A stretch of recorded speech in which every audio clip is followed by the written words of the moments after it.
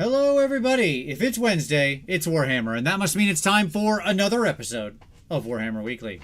Joining me, as always, is my co-host Tom. What's up, buddy? How you doing? Hello, friends. Yeah, it's a good time to be a Warhammer fan. Yes. There's just all kinds of spoilers out there now. Well, that is true, although we won't need to deal with for that for too much longer, thankfully, as we'll talk about in the news. But you all are not going to need to deal with any of that drip feed or any of that nonsense because we're going to get in real deep today. We're going to go all the way on everything in the GHB. Full review. We're going to lay it out there, evaluate it, talk about what it means for the next year of competitive play. Okay. So, But okay, go ahead. that's fine. Go for it. No, just like we're gonna do as deep dive as we can, but obviously everything is notwithstanding like points and like army compositions and like we still don't have full pictures on a lot of that stuff. And so Yeah, it's yeah, but we can talk acknowledging like about the we don't have that. implications of battle plans and stuff like that. Absolutely. That's what we'll be Absolutely talking we can. about. And also, Yep. manifestations don't cost any points now, so now we can just talk about those and know that, like, they're all zero. So, what are you doing, right? Zero is zero. Yep. We Yep. know that too. But first, of Yep. course, Le News. How about that rumor engine? All right, let's talk about it. It's a book. Yep. It is a book. I A like book and books. probably a hammer. But well, I mean, anytime we see books and hammers, you know what that probably means, right? Witch Hunter thing? Is that your Yeah, call as probably. always? Like warrior priest witch hunter stuff. Like I, Yeah, I think that that's the natural fit, right? sure. Sure. Like it's probably a hammer hanging beside the thing. Yes, it could easily be a 40K thing too. I just want to point that out. They love Yeah, they love this kind of religious iconography as well. it's true. It's true. I don't know. We'll see. I'm excited though. I've been jonesing for a witch hunter army for quite a while. You keep saying it, So maybe eventually it'll happen.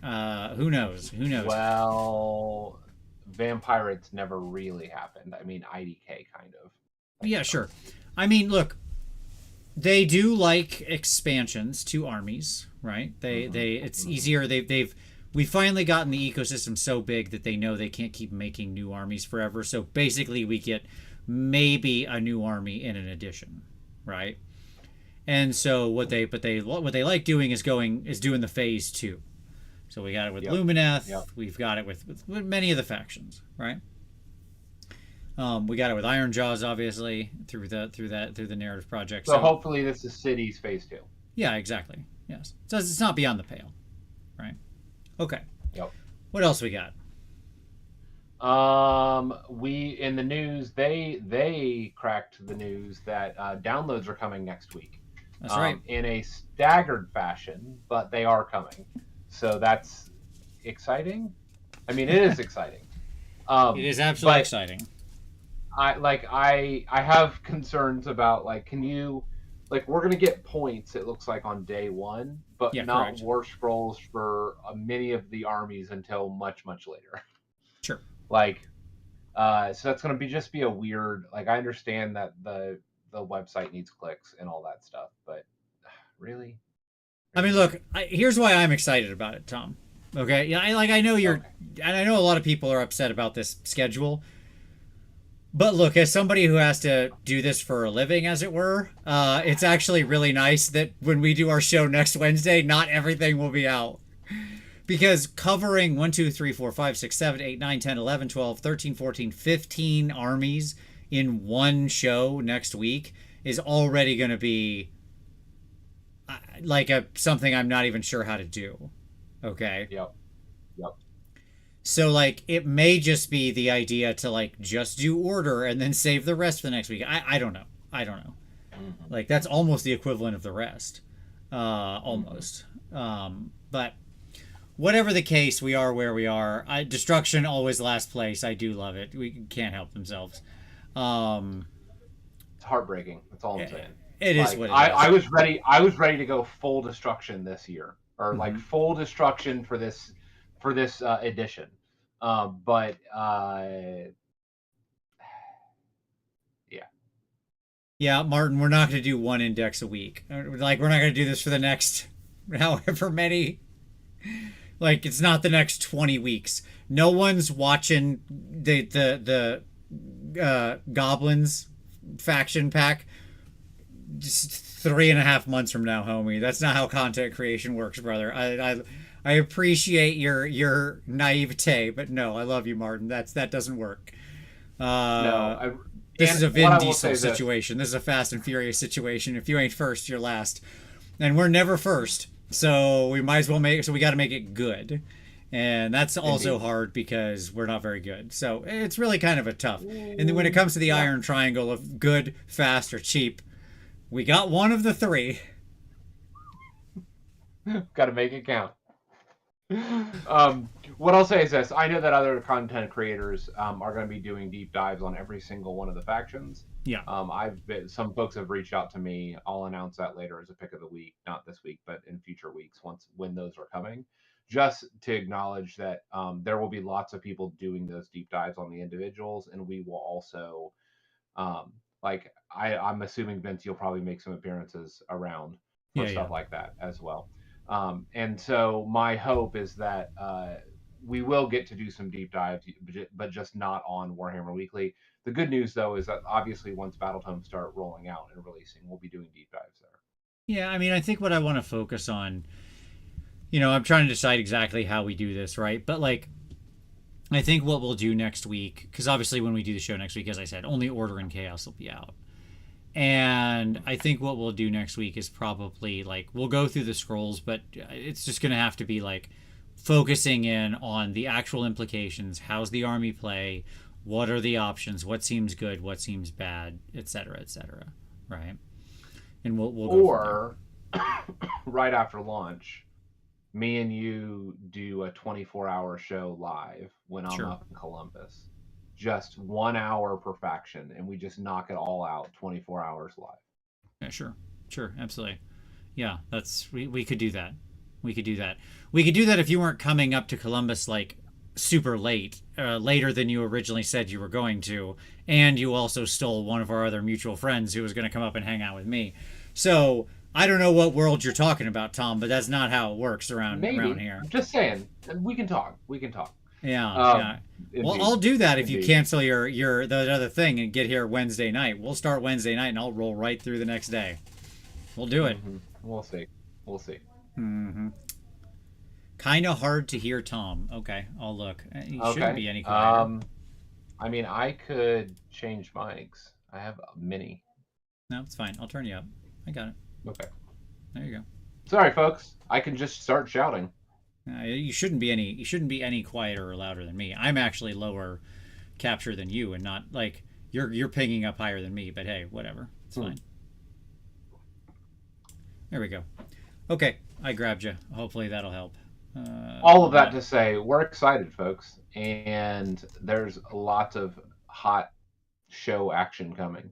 Yeah, I mean, obviously over the next couple weeks, get into it, tune in. We're gonna be giving it the best of everything we got. Oops, picture changed. There we go. I will say that we do have pre-orders coming that got announced for this next week, and so that's exciting for those that were wanting like a standalone Spearhead box. Just as I had anticipated, we have basically the fire and jade. Is that what it is? Yep. In a separate standalone thing. I'm hearing faction packs are in the like 18 to 24 or 16 to $24 range US. Sure.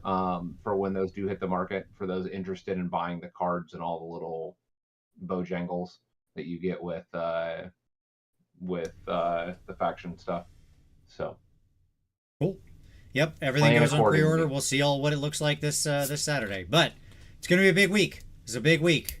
This is the quiet weekend of the holiday here before the absolute deluge begins next week. So it's gonna be a big couple weeks, that's for sure, as we all get into this and try to figure it all out. Okay, so anything else? I think that's all our news, right? That's it. That's it. All right, excellent. Let's talk about some pick of the week. What are we doing for pick of the week, Tom? What do you got? Man, it's so hard to choose because everybody has just been the on the ball. I mean, what I'll say is this. I want to give a shout out to um, like everything from Haywo's response to the Ogre Mall tribe's War Scroll leaks to Ninjon's how to paint an army that you're going to be proud of, to all of the great work that Rob's doing over at Honest Wargamer. I know he did that like 2-hour core rules guide. So there's been tons of just wonderful content this last week. If you are a content watcher, buckle up because folks are all in the game right now. That's right. Yeah, it's funny you mentioned Ninjon. So my pick of the week is twofold. Here's the first one. Mr. Ninjon has called me out because, we're both painting a Skaven army. And he's like, oh, I'm painting the best painted Skaven army in the country. First of all, settle down, John. No, you're not. I've seen your work. Okay, that's number one. Number two, you ain't even in this game, okay? You speed paint 2 armies and you want to come at me? You want to come at the king? Okay, well, you best not miss, homie. And all I'm saying is, you'd have to actually go to a show or a tournament to make that mean anything. I haven't seen you anywhere. What you doing there, brother? What you doing? You painted. He's like, well, I painted, 10 clan rats. I'm like, you painted 10. I painted 1. I admit that's not a great ratio. I'm getting ratioed over here, but I guarantee you, when I get through with mine, we'll see. We'll see how it looks. So I'm coming after him. I'm just letting that be known right here, right now. This will only light the fire harder in my soul to continue to paint these things and to do the absolute best I can do. But that's pick number 1. You mentioned it absolutely. John's video is great. It really is a great video on painting Skaven. Now, my second pick of the week is actually one for the future. And I'll mention this again next week. But next Thursday, I will be participating in the first game of hopefully many with Mr. Haywo and a couple of his admins, Jupes and CJ, and we're going to be doing riffs. We're going to be doing some live play riffs. Oh, absolutely. Haywo put up his, and if you don't know what riffs is, well, first of all, I'm sorry for you. Secondly, I'm happy for you. It's both a blessing and a curse, I suppose. But if you want an introduction to riffs, Haywo just today put up a video for sort of an introduction to riffs for those not familiar. And it's good and fun, and he has a little anime cut. It's everything. It's just everything. It's a wonderful world. It's a sci-fi world like I wish it's reductive and creative all at the same time. It's a special kind of magic. At any rate, so come check that out on Haywo's channel. We'll be streaming it live there starting next Thursday. Okay. So, with that, let's talk about what have we painted. Let's do some painting time, some hobby time. What do you painted, Tom? Nothing. Zero things have been painted. In fact, 0 things have been built. I have my last 6 spearheads down on my desk downstairs, ready to be unboxed and built, and I haven't done it yet. Gotcha. So hoping to get around to that soon. All right. Somebody asked, what edition is Riffs on now?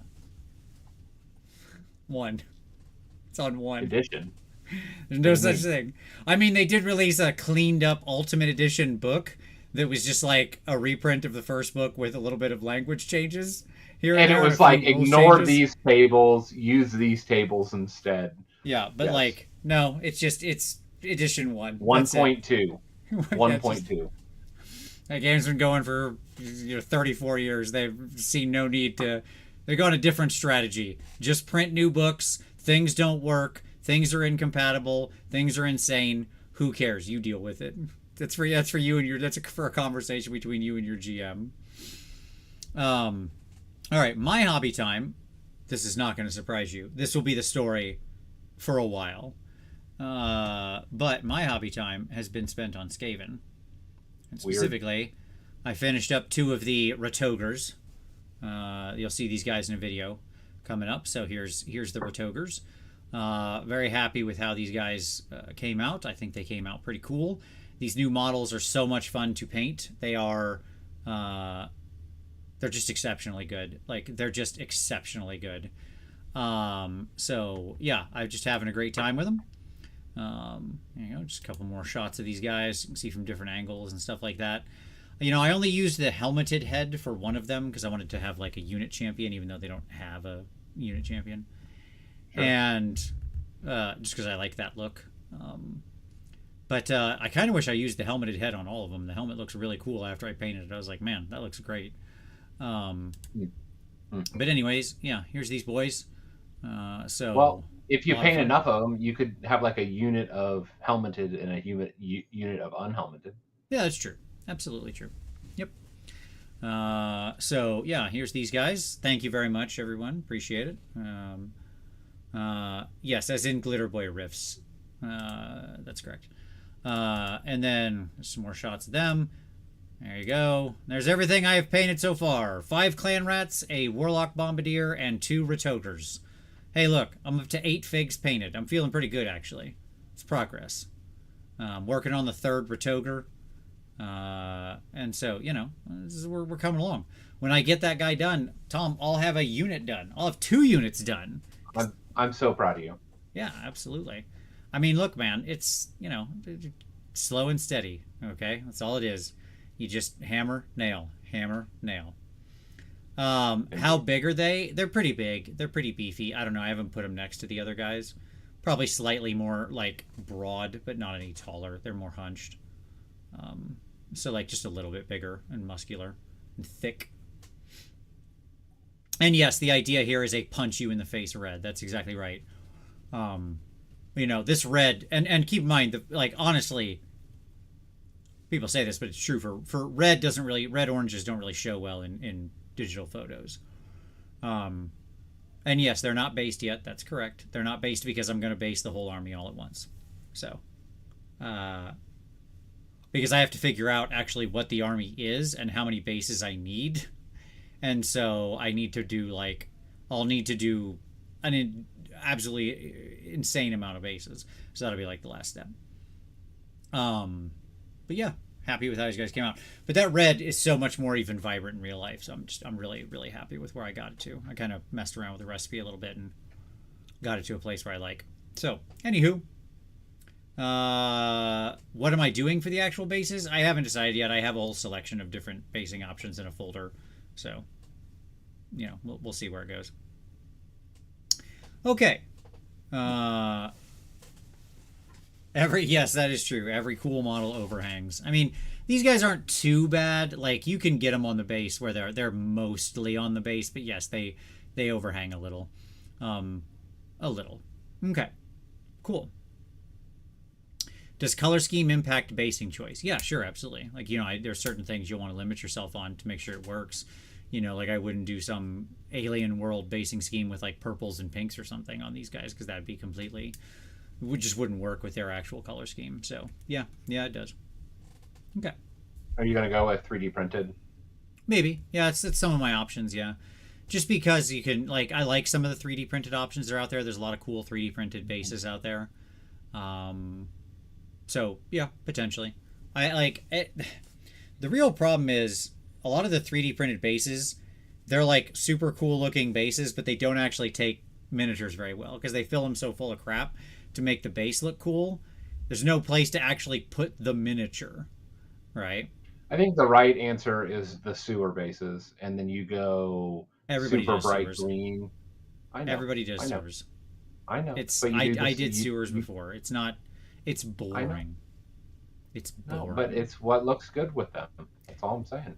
Potentially, but that's not the world they live in. They're not in the sewers. In the like, I want to make it to match the story. They're piling out of the wasteland. You know, Skaven Blight emerged, like, so, like Ruined But they City could is be. a good possibility. Wasteland's a good possibility. You know, or like Parched Desert is a good possibility. That's where they are. They're on the Parched, the Great Parched, right? Boring. Not at all. Boring. It's way more interesting than freaking sewer crap that everybody's done. Everybody and their brother. I mean, there's just like cool ruined streets and buildings and chunks of stuff could be. It can be both neutral but also interesting and stuff like that. So I don't know. We'll see. We'll see. Time will tell. Anywho, there you go. That's some retokers. The last one of the unit here is on my desk. That's where he's at. Just started on him today. So yeah. But yeah, cool. Okay. Well, Tom, with that, are you ready to rumble? Sure.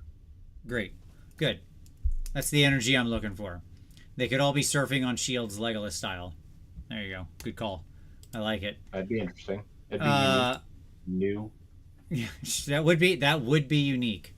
And there is nothing unique. I mean, to be clear, like there's nothing unique under the sun. People have done every base ever, right? The like, and then I did like deserts with crystals for my rat cast, and so Yep. I'm like, okay, well I can't do that again, right? Like put the crystals on there Or and stuff.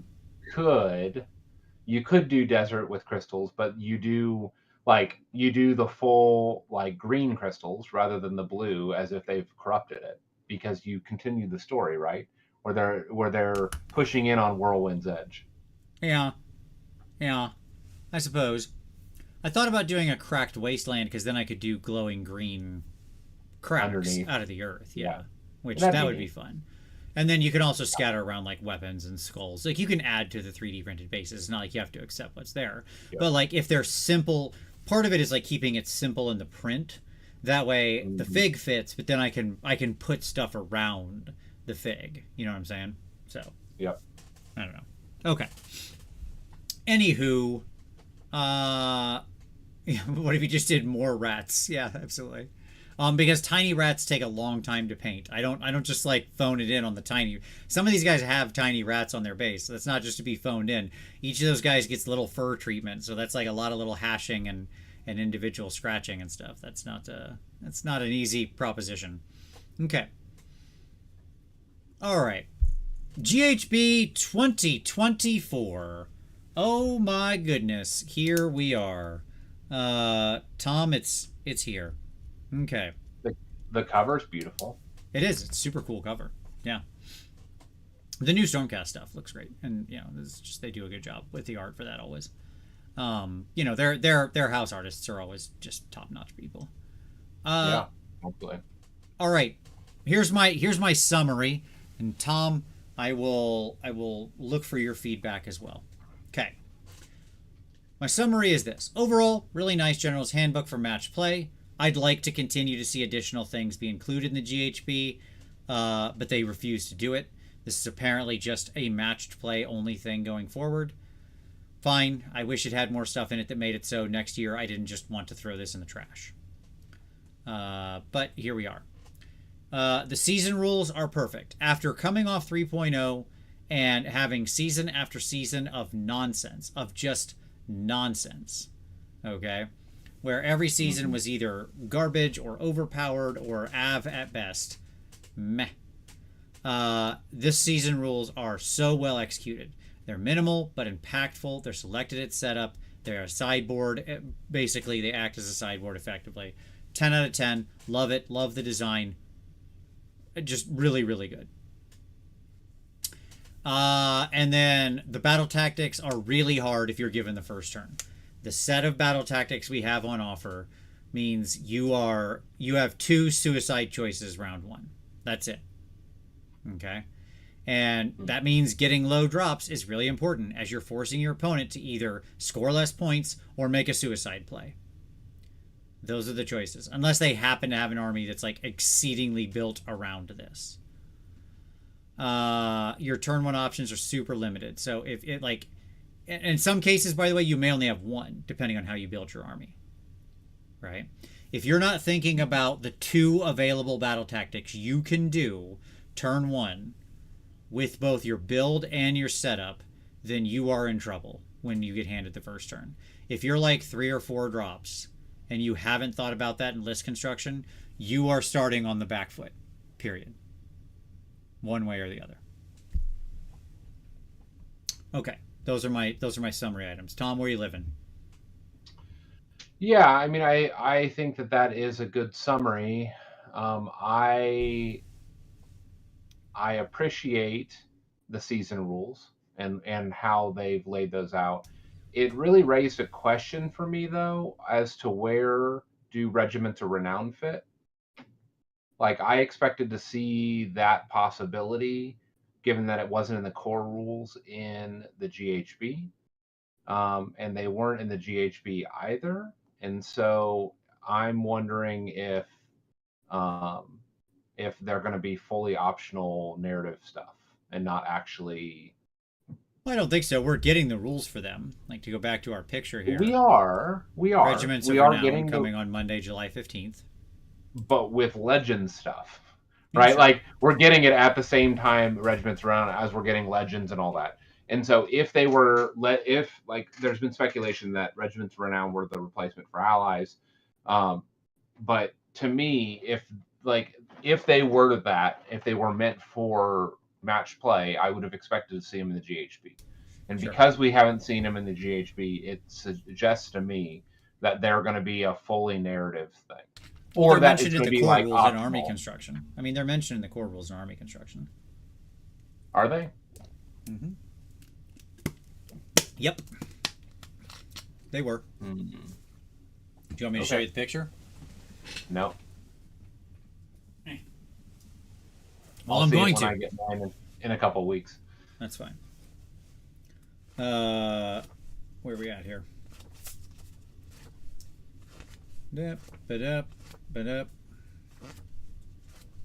Somewhere in here. I suppose I could have just looked at the... There you go. Yeah, they're mentioned in here.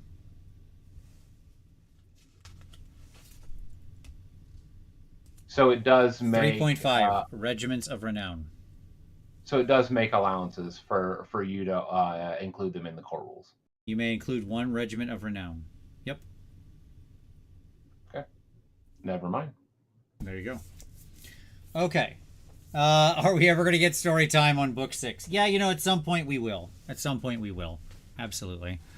Okay. Cool. Let's get into the specifics. Sure. Season rules first. Okay, so our season rules for 2024-2025. Rybrook, I'll answer some questions here real quick. Threnadis says, I don't like Regiments of Renown or Allies. I don't like Soup. I'm with you. Screw Regiments of Renown. I wish they wouldn't be in it there at all. I hate them. There we go. Rybrooks. Oh, question. If I get the Generals Handbook cards in the launch set, would I still need the Generals Handbook print version? No. Everything you need is in those cards. That's basically just a card version of the General's Handbook. All the battle plans are there, the season rules are there, the battle tactics are there. The only thing not in there is the manifestations, but those will be in the PDF. So,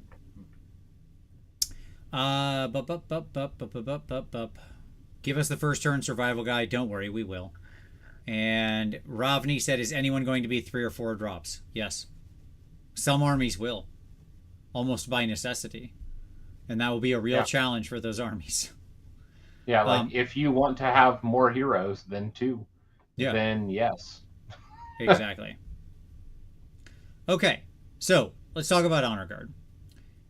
Basically, on setup, you get to pick one of these 3 things. Okay, I know this has been talked about before, but it's relevant and informative to everything else we talk about here. Mm-hmm. So you get either special assignments, priority target, or bodyguard. Special assignments means you pick a friendly unit in your general's regiment that is not your general to be the honor guard, and then they get one of the following weapon abilities: anti-infantry, cav, monster, war machine, or beast, +1 rend. Okay, and in any turn where they charge, they have that ability. Okay, good. You know, one of the keys here to this season's rules is you need to think real carefully about what's going in your general's regiment and who your honor guard is going to be. Like, are you putting the unit in your general's regiment that is a good unit to be your honor guard? Priority target is pick a friendly unit in your general's regiment that is not your general to be the honor guard, blah, blah, blah. And then effect, add 1 to hit rolls and wound rolls for attacks made by the honor guard that target any units in the enemy general's regiment. Very potent choice if you're going on the offense, right? I think this will often be a default for a lot of people who have very offensive armies. +1 to hit and wound for that for a single unit is very strong, especially in an edition full of neg 1s. So getting that base is very strong. It's, you know, and like, but again, how many units are in your enemy general's regiment? Technically, they could load it up. They may want to if they go to 4 drops, or sorry, if they go to 2 drops, right? They'll almost have to by necessity. And that'll give you a bigger bonus against their army. If they go higher drops, they could afford to spread out more and put almost nothing in except their 1 honor guard unit, which really limits your targets. So there's some give and take there. Okay. Yes, the core rules are in the GHB. And then finally, bodyguard, which I actually think is really strong, like really super strong, and people sleep on this, but it's so good. You blah blah blah, pick a unit. Effect, subtract 1 from the attacks characteristic of enemy units' melee weapons while they're in combat with your general if the honor guard is wholly within 6 of your general and the honor guard did not charge this turn. That sounds hard to achieve. It's not. It's really not. I've in the many games I've played, this has been actually a pretty frequent pick for me. I will say, like, most of the time I swap between priority target and bodyguard, and then a couple of times if they go heavy on something, I'll take the special assignment. So like if I'm fighting Suns or something, so it's all monsters, then it's a gimme. Or like you know, some army that's like almost all infantry. Like there are many armies that are almost all infantry, right? Or builds of armies that can be all infantry. And if I sit up at the table and see that, that's just like it's such a great pick to just get that extra rend on that unit. It ends up being like highly impactful, especially if I'm trying to cleave through something tough, right? Do you think that this will the selection of these will still be like it'll be fluid? I know it says that in the GHB, but do you think that fluidity will maintain going into the competitive scene? Or do you think that they'll make people pre-choose these like you would pre-choose an Oh no, these are meant to be chosen as you rock up at the table. That's very much how they're designed. I understand that, right? But like it just makes me wonder how our competitive scene will respond to that. I don't think anybody. I have not heard any TO have any whiff of trying to do anything different. I don't think they will. Most TOs want to play the book as it's presented. Okay. Okay. These do not affect companion weapons, right? Correct. I'll just say it at least the special assignment specifically says that it has no effect on companion weapons. And nothing in the priority target says that though. It still couldn't because it's affecting the attack sequence, which is hit and wound rolls. Technically, I mean, bodyguard doesn't interact in that way, so it's not like a thing, right? Right. So that's why I was wondering about priority target because it does not name it there. It does not. Yeah, it technically shouldn't need to in either of them, because of the nature of the thing. But yes, companion is weird. Yeah, bodyguard is just so strong, especially if you have, by the way, anything that also can, like, if you have anything else that saps attacks. So I actually ran this in a list where I had a big, powerful general who sapped attacks, who had like a -1 attack thing, and then the bodyguard was right behind them, right? Also sapping attacks. So anything coming into my general was like, which was a sort of powerful kind of, you know, single model type of thing, had -2 attacks. Like that's, now it's to a minimum of 1, of course, but lots of units have more than 2 attacks. In fact, every unit has at least 2 attacks now, basically. There are exceptions, but basically. And so like, I just found it like really good with that kind of thing. So there you go. And it's kind of easy to just like walk them up and redeploy them and stuff, basically, right? To get them into range. You just want something that's relatively the same speed as your general moving around the board. So then if your general charges, you just kind of like, you can kind of move them in how you need them, or move your general up and let somebody else charge you or whatever. It's fine. Okay. Okay. Cool. Probably my only concern with this is special assignment isn't as good because it requires the charge. I think that's the actual weakness of it. It should just be you get that thing all the time. It shouldn't require the charge. So I guess 9.5 out of 10. There you go. Is there a restriction on a bodyguard? Potentially a Frostlord could have a Stonehorn bodyguard. Well, the restriction is what can go in your general's regiment. Remember, each hero is basically their own drop. You put units in regiments, for the most part. And so, like, you know, the Frostlord isn't going to have, like, a Huskard on Stonehorn or something in there, right? Now, could theoretically he have, like, a Stonehorn Beast Riders, like their basic unit? Yeah, probably, right? Because that's assumingly a regular unit that would go in the Frostlord's regiment, probably. Okay. Because it's like the normal unit of that army if you're playing BCR. But yeah, sure. I mean, like there'll be times where you have unusual big bodyguards, like just one big monster thing or something, depending on the army. Suns will be in the same position, right? So on and so forth. Okay, cool. Tom, let's talk battle tactics a minute. Sure. All right, so I just wanted to talk through the army specific battle tactics. Now, real quick here, what I'm going to say, I mentioned there are 2 battle tactics you can do when you're given the top of one. An important thing to understand is that the overall movement speed of the game has gone down. The overall shooting range in the game has gone down. And in general, you would be suicidal to try to alpha the enemy. That's just the way it is. Like it's almost impossible for most armies now.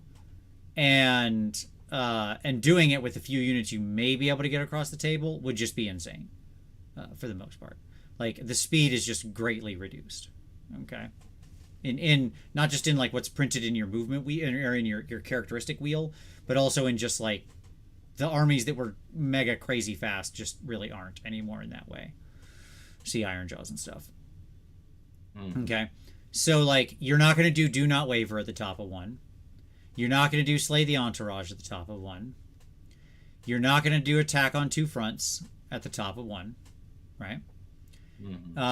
You're probably not going to do take their land at the top of one, just because it requires the terrain feature to be wholly or partially within enemy territory and wholly outside friendly.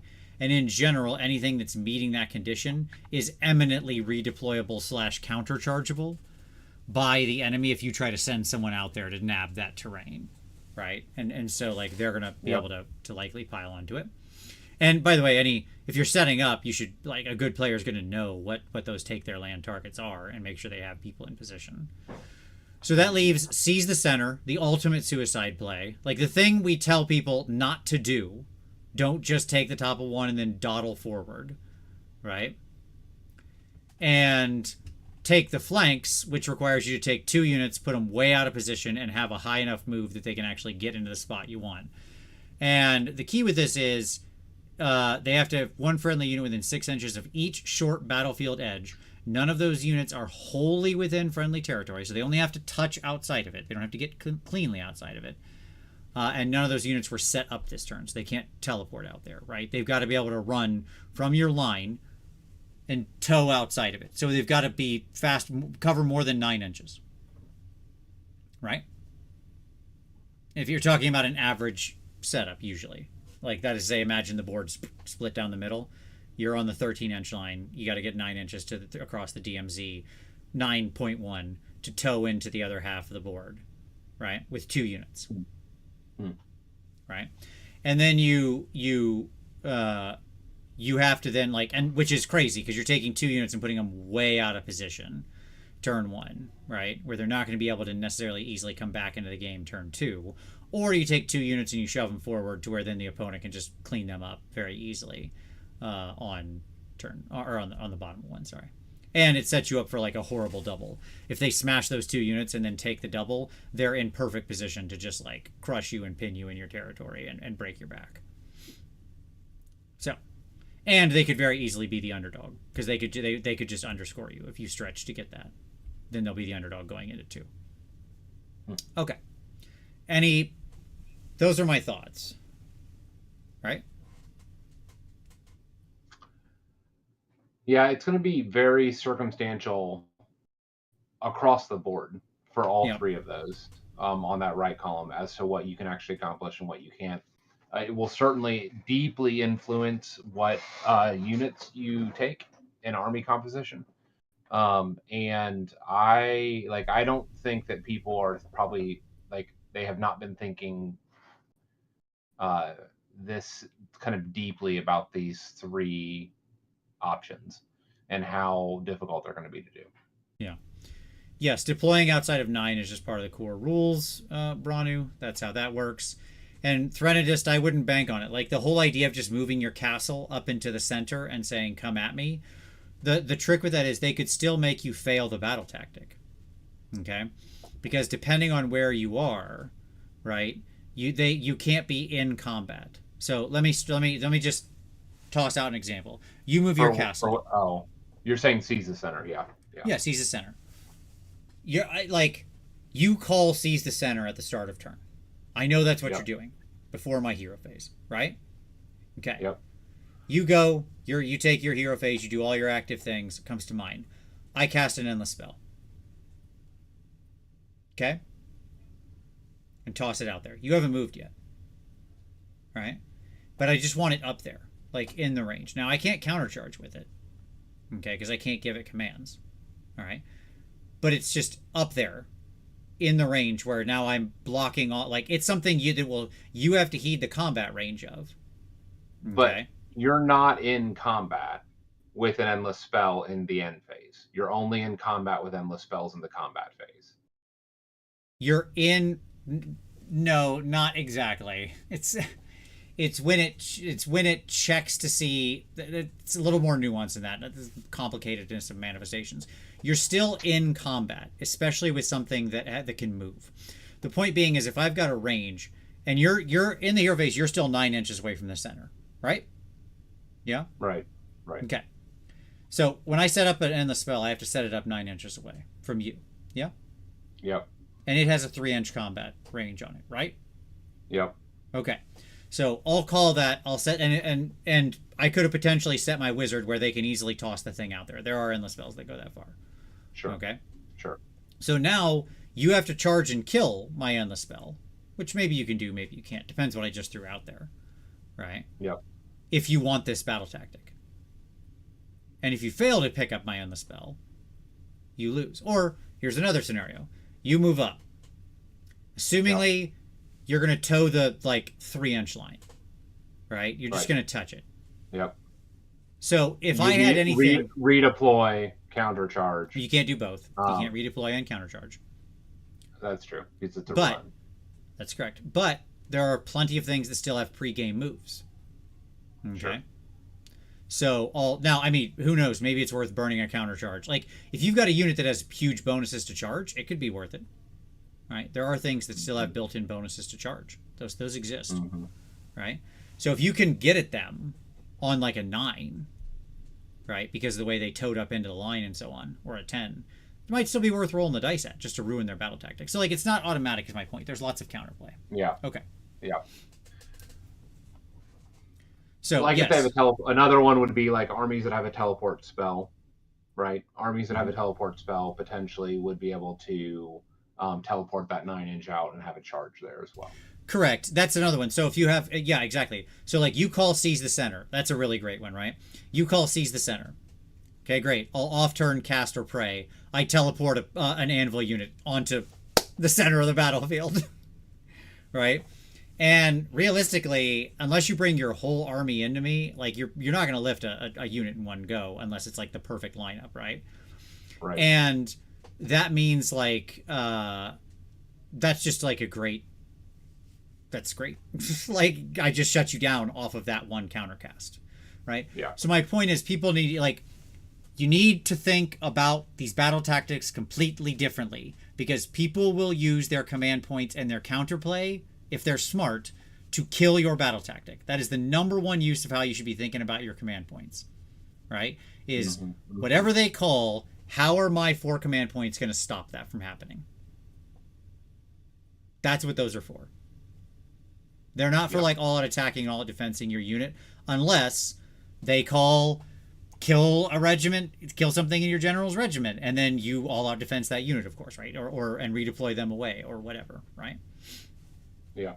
Okay. Okay. So, there you go, right? Now let's talk about the actual, and basically like none of the faction specific ones are doable round 1. Order is put a friendly unit in each quarter of the battlefield. This is known as like the turn 4, turn 5 pickup. That's all this is. And then the easiest one in the world, slay the tyrants. You complete this battle tactic if an enemy hero was slain this turn by a combat attack. You'll know when to call it, and it will definitely happen because it's any hero. You don't have to call the hero. You just have to say, like, I'm going to kill somebody this round. Some hero's going to die. It's pretty doable. But again, both of those are like not doable turn 1, right? Okay. Chaos. Chaos truly does have some of the easiest ones. Offering of Carnage, destroy 2 enemy units, and ordain charge. Pick an objective controlled by your opponent. You complete this battle tactic at the end of your turn if 2 or more friendly units charged, and 1 or more of those units are contesting that objective, and you control that objective. Cool. These are very doable. Right. Yeah.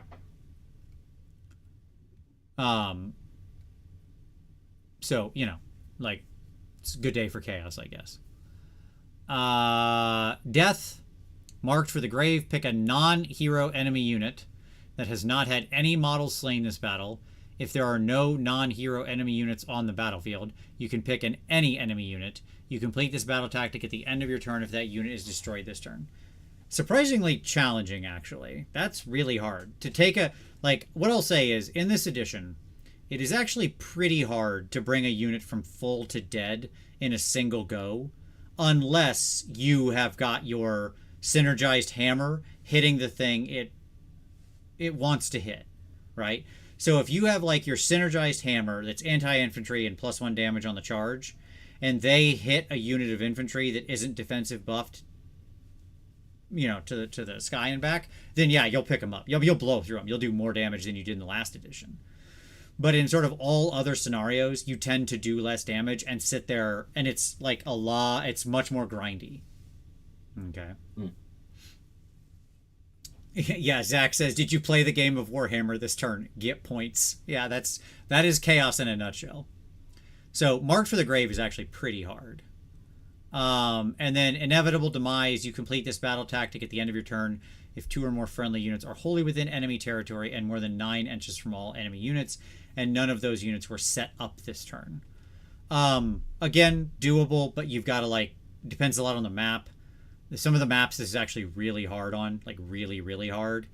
And it's one of those things that's like eminently counterplayable, right? Mm-hmm. Because if I'm anywhere close to that 9-inch line and you move in and you say done, I'm redeploying immediately to get to be at like 8.9 inches away. Right? Yeah. And I'll blow your battle tactic up. Okay. Deaths are tough. And then finally, Destruction. Good God. Pick 3 friendly units that are not in combat and wholly within friendly territory. You complete this battle tactic at the end of your turn if each of those units is wholly outside your territory and used a fight ability this turn. Okay. This is not as hard as it sounds, but boy is it challenging. If you're given, if you give your opponent I have called this and completed this a couple of times. Okay. But it very much depends on the maps. Some of the maps, this is way easier than others. On the standard, half across the middle map, this is really hard. On a few of the maps, this is actually pretty darn easy, depending on sort of what turn in the game it is and what army you're playing. Like if you're Gits, I don't know, this is probably tough. If you're like Suns, this isn't that hard. I'll say that. Then finally the cunning approach. Pick an enemy unit that is. This one's gonna take you for a ride, Tom. You ready? Pick an enemy unit that is in combat. Okay. And a friendly unit that is not in combat. Okay. I've done those two things. Fighting somebody else. Right? So I've got a unit over here fighting. Pick the enemy. And I pick a different friendly unit. Got it. You complete this battle tactic at the end of your turn. If that friendly unit was in combat with that enemy unit and that enemy unit was destroyed. So go help somebody out. Yeah. Right. Go help, go countercharge, beta strike, and kill somebody. This is actually a great battle tactic because once somebody's in combat, their amount of counterplay drops like a rock. Right? Mm-hmm. They can't redeploy away from you because they're stuck. They can't countercharge anybody because they're stuck. Like, once you have somebody locked up, it actually becomes way harder. Unless the army has a teleport, because again, if you call that and call that enemy unit and they have an in-combat teleport, the exact right thing is for their wizard behind that unit to go, unleash spell, bloop, pull them away, toss them to another side of the board. Deuces. You lose your 4 points. Right? But, so I mean, be aware of what your enemy can do with counterplay. Mm-hmm. Mm-hmm. And so, you know... Yeah, that. Arden Throne Skaven. But I've played a lot of armies I had a lot of fun with. I've played a lot of armies so far. I think I've gotten like 15 games in or something. So 15, 16 games. And Skaven is just really fun. I mean, I have a deep love of Skaven. It's good. It's fun. Okay. So Chaos definitely has the best.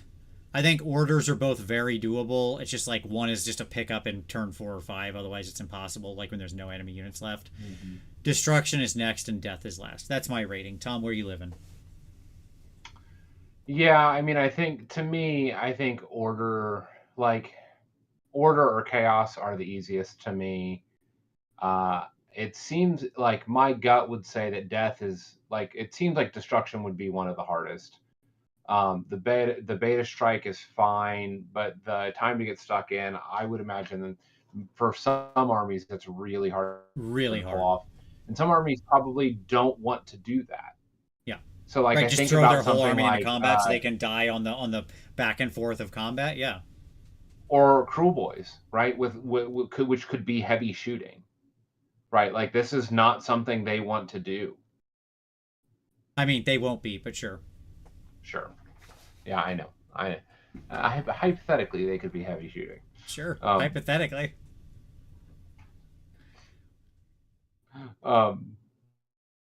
But yes, I don't know. I mean, like to me, either probably chaos is easiest. I think order is pretty close behind, because even the like in each quarter, like that may not be as hard as it actually looks, because some of those units could be set up. Right, like this. That yeah, it's just a turn 5 plan. What that ends up being, I know it sounds stupid. That one sounds stupid. Sure. But what I've seen it be is you get down to the end of the game and you're like, crap, what battle tactics can I do when my enemy is like largely destroyed? Yeah. Order's like easy. I've got BTs out the rest of the game. I max this. Yeah. That's it. That's what ends up happening with the order one. It's actually really valuable as a turn 5 in your pocket. Right. Sure. Yeah, because you don't even have to think about it. Right. Yeah. So, there you go. That's that stuff. Overall, I mean, we definitely have a 2-tier system here. Chaos and order are way better off than destruction and death. That's easy. That is, like, very easy to say. Okay. Mm-hmm. Okay. And by the way, if people have questions, drop those questions. Let's hear them. I love questions. I'm happy to answer anything that I'm allowed to answer. There you go. Okay. You are correct, Threnodist, and boy, is that true now. All right. Battle plans. Bum, bum, bum, bum, bum, bum. Let's talk battle plans. All right. Cool. Battle plans. I love this picture. I love Nurgle fighting death stuff. It's just such a cool, like, that's a cool matchup. We need to see more of that. Like, is Nagash the good guy here, I guess? I don't know. Like, I think so. This is a cool picture. I think that Great Unclean one's in for a bad time. Let me just say that. He's gonna fail to find the right hand, and like Thanos' snap over here on that dude. Okay. Battle plan overview. Let's start with a little summary first. Most battle plans have good, simple deployment areas, making them easy to set up and get going. This is nice. This is nice. 5 of these have underdog bonuses that are simply too powerful for how easy it is to achieve. 5 out of the 12. They're just too good. I don't know how to say it. Every time we introduce a new mechanic, we never get it right the first time. So, and underdog is that mechanic in this edition. It just is. And 5 of these, the underdog is like way too good. There's a nice spread of objectives. Tom, you and I have talked about this many times on the show, the importance of this. Running from 3 to 8, right? So, which is great. Yeah. That means your armies have to be ready for, I think 3 is a good minimum. I think 2 is always too few. Like, there's only been a couple of times you've done 2. Although I will say, there actually is a battle plan in here that could technically have 1 or 0 if you don't follow the terrain map. Okay. Well, and what I was going to say was, like, I didn't see a mention of terrain maps here. It's my understanding that terrain map, like every scenario, has a fixed terrain map. Yeah, correct. They encourage you to use it. You don't have to use it. Like, TOs can do whatever. You know, they specifically talk about that in the, like, running. There's, like, a tournament organizer pack section in here that I didn't put into this prezzo because, like, it's not of interest to most people, I suspect. But in there, they talk about how, like, we include terrain maps. We encourage you to use them. But, look, we also know that if you're a TO and you're running a 200-person event, you probably have to, like, set up the table and say, please don't move stuff. The tables have been set up, right? And, like, if that's fine. Just deal with it, right? Like, okay. That's life, right? But yes, like specifically, you know, here's the some of the terrain map for each one. So some of the terrain maps are similar, is my understanding, and to a point, it could allow for TOs to, like, choose certain scenarios on one day and then change the terrain to map, like, all the similar terrain maps on day 1, and then a different set on day 2, or something like that. Yeah, it's possible. It's possible. You could come pretty darn close, I'll say. Right, because some of them are very similar. There's, like, the terrain maps aren't, like, that crazy different. Sometimes there's, like, minor changes or something, you know, but, like, oftentimes the major terrain pieces will be, like, roughly in the same place, but the minor ones will kind of move around. That's usually what's changing, right? With the maps. Like, there is a fair amount of variance here. I don't know that there's any 2 that are, like, literally completely identical, okay? But they're very close. I think maybe there's, like... Yeah, no, I don't know if there's any 2 that are exactly identical. I was just looking again because I was like, should I miss 2 that were identical? There's many that are pretty close, especially for the major pieces. Those often don't tend to move too far. I do think this is our strongest battle plan pack ever. In my estimation, 10 out of 12 of these are easy includes in any tournament. And the last 2 are, like, fine. They're fine. Like, I wouldn't get angry. That's great. That it's only fine. Yeah. And I agree, Ramyam. Underdog is way too easy. You go 1 point under, you're the underdog. It's nonsense. And you can't do that in Spearhead. In Spearhead, you got to be down 5 points or more to be the underdog. How did we get the correct rule in the intro game and then screw it up for the main game? So I don't understand. Do not understand. Okay. Cool. Let's get into the specifics. Anything else you want to say on overview, Tom, before we get in there? No, I think that's accurate. Yes, each terrain map is for a specific battle plan, Threnodist. Like, Border War has its own specific map, right? That's what I was holding up here. This is the Border War map. You can see there's, like, 4 pieces of big terrain, and then 4 little ones across the center. And those all have like identifications. Like there's 2 places of power on the outsides of the map, right? Which is cool. So you're going to want to move your wizards to those so they can start doing their +1 to cast thing. And there's 2 like area terrains or obstacles in the middle to break up your charge lane and stuff like that. Okay, Border War. Here it is. This is what it looks like. It's sort of a score 1. I know the light kind of caught this one funny. I'm sorry, everybody. Score 1 victory point if you control the objective wholly within friendly. 2 victory points for each objective on the border friendly territory. And then 5 victory points if you control the enemy home objective, right? But the twist here is that victory points are capped at 6 per turn. You can't, sort of run away. And your underdog bonus is you add 1 to hit rolls for units in the underdog's army if they charge this turn and are contesting the objective wholly within enemy territory. Really strong. Really strong. Army-wide +1 to hit on the push into your opponent's home objective. All right. Okay. That's Border War. It's classic, sort of a classic breakdown, right, of like the 2 on the sides opposing, you're trying to push to their middle, tends to cause a rotation type play, that sort of thing. Its play pattern will often be a clock, will be the clock or the reverse clock. So, all right, here's my read on Border War. The good: simple deployment area, classic scenario with a good push and pull, twist caps the points to prevent blowouts. These are all good things. The underdog is very powerful and fairly easy to get to set up for a powerful double turn, right? Like, God forbid you pull that thing on the double when you're the underdog and you're pushing toward their territory. Mm-hmm. You're going to blow them out. Okay? Rough. 7 out of 10 is my score on this one. Tom, where are you living? Yeah, I think that's accurate. And I mean, what I would say is this. Maybe the underdog bonuses are the counterplay to being given turn 1. I mean, if you hold back intentionally, right? Which can be the play. I mean, if you're given turn 1 and you don't have any good battle tactics, that's fine.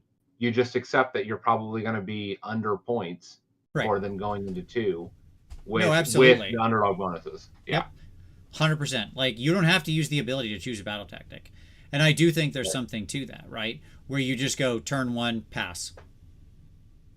I don't want any of these. Right? And you play the way you were going to play for the play pattern that's not going to get you killed. Yeah. And then you prevent them from grabbing the underdog too easily. Right? Right. Yeah. Right. Okay. But yeah, overall Border War is good. Like, again, it's a stone cold classic. It's the twist to cap the points here is, it's good. Right? So it's nice. Okay. Focal points. So focal points has a stupid deployment. It's dumb, and I hate it. No, thank you. The twist: at the start of each battle round, after determining which player is the underdog, and before players use any start of battle round abilities, the underdog can change the central objective to be a home objective or a flank objective. This is very relevant because you score victory points as follows: 1 victory point if you control at least 1 objective, 1 victory point if you control 2 or more, 1 victory point if you control more than your opponent, and 3 if you control 2 homes or 2 flanks. So if you're the underdog, you can call the center for whichever one you have, or like, it doesn't matter. Like, if you're pushing, if we assume the forces are kind of going at each other like this, right, across the cross diagonal here, if you call that central one and then take it, you instantaneously max points, right, and get that big huge 3-point bump, right? So underdog is so strong in this one, so very strong. Yep. Okay. Justin Ward, yes, they talk about what defines large, medium, and small terrain. Yep. Okay. So that's sort of this one, and then all of these are 4 points for a battle tactic, by the way. Tom, what's your take on focal points before I flip to my notes? What do you think about this one? I of the two that we've seen so far, I think it's the most unbalanced. It has the most opportunity to just go truly off the rails from a point standpoint. Mm-hmm. Because uh, yeah, you can jump very quickly. Um, and there's no way to achieve underdog in turn one, is there? Yeah. Or is it auxiliary? Okay, yeah, Yeah. it's only based on points, not based on drops. Correct. Yeah, yeah. I mean, it's fine. It's fine. Yeah. I mean, I like the 5 objective setup. I'll say that. I like the cross. You know, Sure. it does tend to force people a little bit toward the middle to get a little scrummy, but I like the 5 objective setup. I think it's strong. Um, hate that deployment though. Although a note on this deployment: pay special attention to this area right here and this area right here when you are playing on this particular map. You know, these little hangy do corners are a valid deployment area for you, and like depending on what unit you throw out here, like if you're high drops and you're going to get to see how your opponent deploys, either countering them here or playing here where you can try to come in on a flank is actually a really interesting option, right? Well, this is actually a really good one for doing the being next to the short edges, right? This is a great battlefield for that because you don't need a high mobility in order to get where you need to be. Well, you still For need to that cover battle. 9 inches. It's still 9 inch DMZ. It's always 9 inches Oh, of because course. you're starting 9 away from them. So it's always 9. Yeah, You have to be able to move 9.1 inches, right? yeah, yeah. Um, Hmm. Martin said, "Do I have thoughts on needing a margin of at least 5 VP to win a major victory?" I think it's a good plan. I think it breaks up the scoring without needing to rely on who got more battle tactics. So I welcome it. Yeah, I mean, if you won but you just eked it out, you did have a minor victory. It's literally the definition of the thing. So, yeah, it's sensible to me. Um, and I hope it breaks up tournaments more. Okay. Minor victory has largely been completely pointless for most of the history of AOS. I'm glad to see it finally means something, and they're using that tech. Here's my summaries of it. Focal points. Nice challenge with trying to grab the 2 opposing objectives. I always like that kind of thing, where it's same kind of border war theory. Scoring is generally very controlled until someone blows you out by being the underdog. Because the bad here is the underdog is very, very, very powerful. Like, this is truly the most unbalanced underdog benefit in all the plans. It just is. Flipping that middle objective is crazy when it's worth 50% of all of your objective points. Right? Because it means you will almost essentially for sure get that and get ahead. Yeah, So, it just means that alpha bunkering or pushing the enemy out with just an insane anvil there is a very valid tactic so that even if they are the underdog, they don't have the bodies to take it. yeah, or just a prickly porcupine, right? Yeah. Because remember you've got 2 options now, and this is one of the things I really like, actually, is that you sort of have 2 options on those anvils, right? It's not just something like, in Tom's mind, the only anvils are things that are like massive negatives to hit and wound and soak damage like crazy. Okay? Because that's all how Tom's brain works. It's whatever fun is, Tom's brain is the opposite of that. Okay? And he just wants to sit there and do nothing and roll thousands of dice to no actual purpose, so you walk away from the game feeling bad. I'm okay because now I can throw in, like, if it's it's one of the entourage units, it's -2 attack as well. Absolutely. Yeah. But keep in mind now, there are plenty of units that are prickly porcupines, right? Which is what I call them, where you go charge into them and they're not like incredibly tough, but they just like debuff the heck out of you and then kill you and or make you strike last and or do a bunch of other bad things, right?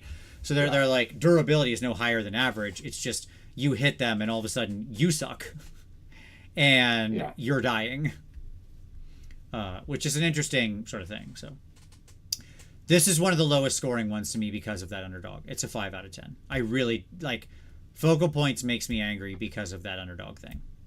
And we'll see. What's really funny is there's a better version of sort of this or the previous one later. That's what's so funny about it. I agree, Cygnus. Tom's brain is filled with gaming misery. Okay. Next up, Star Strike. One of the most interesting. Okay. I gotta say, I really like Star Strike in this edition, Tom. A lot. For many reasons. Okay. It's not perfect. We'll get to it, but I really like this. So, Star Strike works like Star Strike always has. Right? Where at the top of one, you're going to roll 2d6, and it's going to land somewhere in the middle. Right? On the middle line. Now, obviously, because you're rolling 2d6, it tends to go toward the center, but it might not. Could be anywhere out to like the 7.5-inch line. With me so far? Mm-hmm. Okay. And then at the top of 3, you're going to drop the other 2 objectives on the other lines, right? On the 11-inch lines. Yeah? Here and here. Mm-hmm. So standard. Again, things will gravitate toward the center because 7 is the most common outcome on 2d6, and then 6 and 8 are the next most common, and so on. But it's not always that way. The trick here is, if an objective would be set up wholly or partially on a terrain feature, you don't do so. Instead, every unit wholly or partially on that terrain feature takes d6 mortal damage. Okay? Then that terrain feature becomes an impact site. Control of an impact site terrain feature counts as control of an objective for the purposes of scoring victory points, which is a way different thing than a tiny objective if it hits a big old piece of terrain, right? So really interesting in that what it can do there. So technically you can have 0 objectives. You could if you just set up terrain. Even you wouldn't. You'd still have 3, right? But it could be like 3 giant pieces of terrain instead of 3 of that. Now, in the base map, okay, in the terrain map that's for Star Strike, can you see that? Yep. Okay. There's nothing on the center line. Right? No. So if you use the terrain map, you always get a clean one at the top of one. However, both the on the round 3, both the 6 and the 8 both the 6 and the 8 on both sides, as well as potentially the 4, 5, and the 9, 10 on opposing sides, are like could potentially be there depending on, like, they have little perfect circles, but terrain isn't actually perfect circles. So, like, they could, depending on what was used there, actually toe the line and you could hit it pretty easy. So, yeah. Or you could also drop faction terrain. Yeah, yeah, sure. Oh, absolutely. 100%. Faction terrain is the thing here. Terrain, yep. Like deploying faction terrain on an impact site, like a potential impact site. Just remember, if you set up your faction terrain that's like going to be something you put a guy in, right, that could be a problem. But I'm thinking about like the Bone Tithe Nexus or something like that, which is just this like monstrosity of a terrain piece where no one's actually standing on it. Yep, and yes, it counts faction terrain. Yeah, I like this one a lot. And then it's just 3 victory points if you control at least 1, 3 victory points if you control more, 4 victory points for your battle tactic. Very simple. The randomness of this is actually something I like, but we'll talk about it here.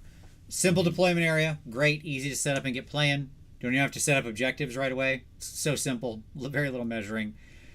I like the interaction with the terrain. By the way, the underdog bonus here is you can re-roll the mortal damage if you want. Like, okay. When it creates an impact site.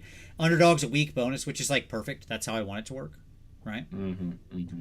How would that work with Lumineth's moving faction terrain? Well, if they were in the spot when it impacts, then they're now a moving objective. Congratulations. Watch out for falling meteors. Yeah, go get that thing. And then, but the bad, and this is a note to make. It is fairly random. You know, the objectives can end up in wacky places, and that's bothersome to some player profiles. Like, it's worth noting here, just because I'm a Timmy and I love it being random. I know that there's Spike out there, and Spike hates this. Like, you can have a game that's just sort of accidentally lost because, you know, your army was going here, you were pushing in hard, you were dominating, their whole army's back here, and then like blop blop, they both landed and they were easy grabs for them and you couldn't get at them. Like, it can happen, right? Yeah. So there you go. I gave this one an 8 out of 10. There you go. Yeah, I think that's a fair rating. I think the randomness. I mean, obviously, my profile, like the randomness, is not something that's appealing to me, but I Right. understand the value of it. Yeah. Like, It and it makes it will harder to reward just some like armies. say I'm going to go do Yeah, A, B, C. Yeah, exactly. It rewards higher movement yeah. armies, stuff like that, right? And that's also a thing to note. Like the first two, the second one reviewed with focal points, very much as you said, rewards sort of alpha bunker, get stuck in, prickly porcupine type of Hmm. high defense armies, right? This one is much more valuable if you're like a high movement, flyy, fast, runny, chargy type of army, right? Yeah. And that's good. It's good. You want that kind of variance. So, and I agree. Nighthaunt don't care where the star struck. Yeah, that is definitely true. Nighthaunt and Cruel Boys are like, whatever. It's fine. It's over there. Now we are I'll too. be there. Mm-hmm. Yeah. Whenever you call me, I'll be there. I'll teleport to you. Okay, so shifting objectives. Cool. At the start of each battle round, after determining this is the twist, the active player rolls a d3 to determine which objective is primary. The other two objectives are secondary. You got 1, 2, 3 across the middle. The underdog can make the active player re-roll the dice to determine which objective is the primary objective. Okay, it's cool. And you get victory points 1 for each secondary objective you control, 2 if you control the primary, and 2 if you control more than your opponent. Okay? So to get all the points, you have to hold both secondaries and the primary and more than your opponent. This is a really hard one to pull 10 points on. You have to dominate, right, to pull the actual 10 points. The much more likely outcome is you end up with a 9-point turn on this one. Right? Okay. And then I really like this. I love small deployment areas like this. I wish they would do this sort of thing more, frankly. Like, this is exactly the right size to me. 3 boxes across like this is big enough that, like, no army's going to struggle to fit in here. When they do the 2 boxes, they did a couple of those last game, right? The 2 boxes, you can actually have some horde armies that are, like, really pressed to fit in that space. The 3 boxes is nice. It's restrictive. You're farther away from your opponent here, right? You're 22 inches away. The middle ground is not a lot to fight over. You are very much like in it to win it on the middle thing. Justin Ward, I assume so. Yes. That's probably an FAQ answer. And then, but you know, it's good. What's your thought on shifting objectives, here, Tom? What's your insights? I mean, it's interesting. I think some armies are really going to struggle with stuff like this. Like, I look at this and just think, man, I feel bad for Iron Jaws. Sure. With basically everything sitting on a 4-inch move, like trying to get to contest multiple objectives to push into those. Like, it's going to be an issue. Yeah, I mean, I think this battle plan, does reward armies that can push, right, and get in the fight. Yeah. Like, I'd actually love this as a Suns player. Like, as a Suns player, I'm down. I'm down like a clown for this, right? Yeah. Simple objectives this close together where I can be towing in on and contesting. Overlapping bases. Yeah. And then, like, I'm contesting this round or whatever, and, like, push in with multiple Suns at once. Like, Suns have the potential to chain activate. Okay. So, like, that's just a great day. You know, I'll push in with 2 giants, wreck your face, automatically steal the objective for sure, because 40 control power just walked up onto the objective, right? And, like, yeah. I'll go Lumineth style before you go at all. Okay. So that's going to be a negative day for you, I guess, is what I would say. So, like, if you can push, this is a great, like, this is an all-timer for Suns. They love a battle plan like this, right? If you're, like, a little more flighty and relying on, like, sort of the movement finesse game, not great. Yeah. Not great. Yeah. Okay. Here's my read on shifting objectives. Simple deployment area, simple scoring, underdog is just right, can become a little clumped in the middle. 9 out of 10. I think it's a good one. You know what I mean? Like, and the difference between primary and secondary is they move around, like, it's random, but it's within a very controlled space. It doesn't shoot off way to the sides. Yeah. It's not, the randomness is controlled. This is really nice. So, Yeah, Cody, it's I interesting. stand the Suns in this edition. I don't know. I'm behind him. We'll talk about it next week, but I guess 2 weeks from now, but I'm behind him. Yeah, I mean, what I would say is that I think that there's some value, right, in what we're seeing here, because it's going to appeal to some armies and it's not going to appeal to others. And I think when you want a sorted pack, that's exactly what you're looking for. Yeah, 100%, 100%, and like recognizing that if you're playing,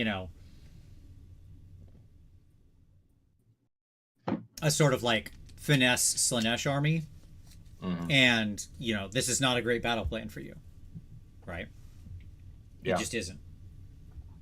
So there you go. Okay. Next up, Feral Foray.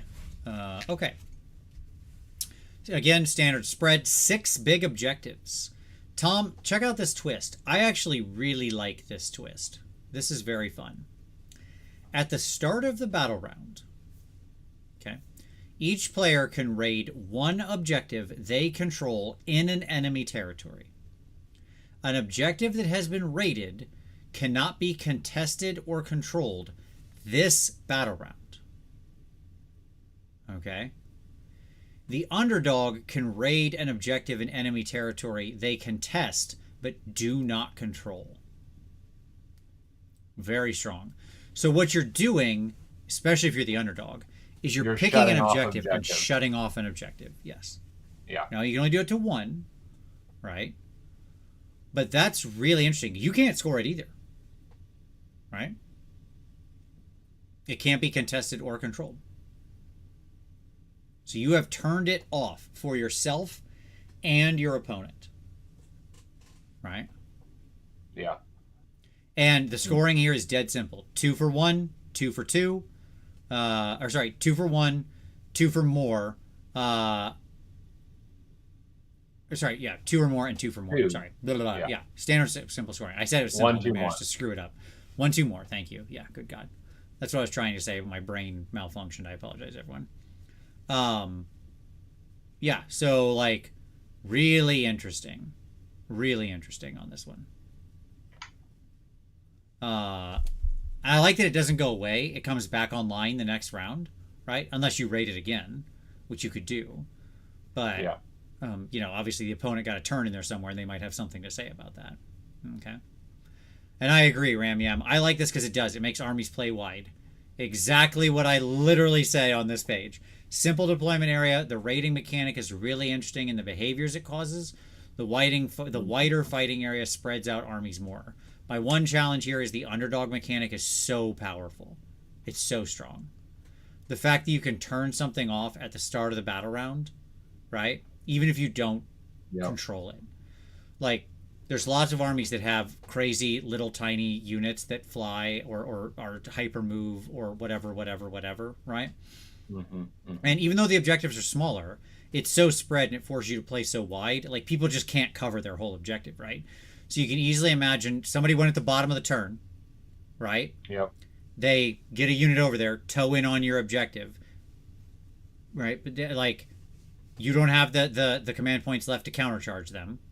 Very common at the bottom of the round, right? Yep. And so they just chill. They don't charge you, right? Yep. And then it rolls to the top of the turn, and they're like, shut it off. Right? Now, you'll kill that little weird unit, whatever it is. If it's like even assume turn order preserves, right? It's not a double. Yeah. Okay. But it's still shut off.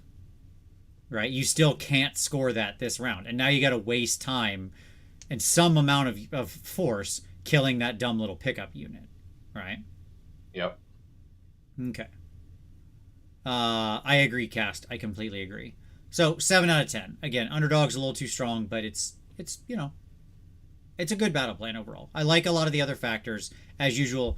It almost in all of these, my negative is the underdog mechanic, Tom. That's what's crazy about it. Yeah. Well, that's easily fixed, sure. Right?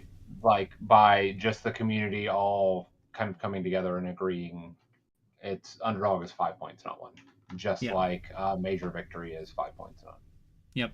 K Fox, that's a great question. Over time, it has gotten better. They've become more even.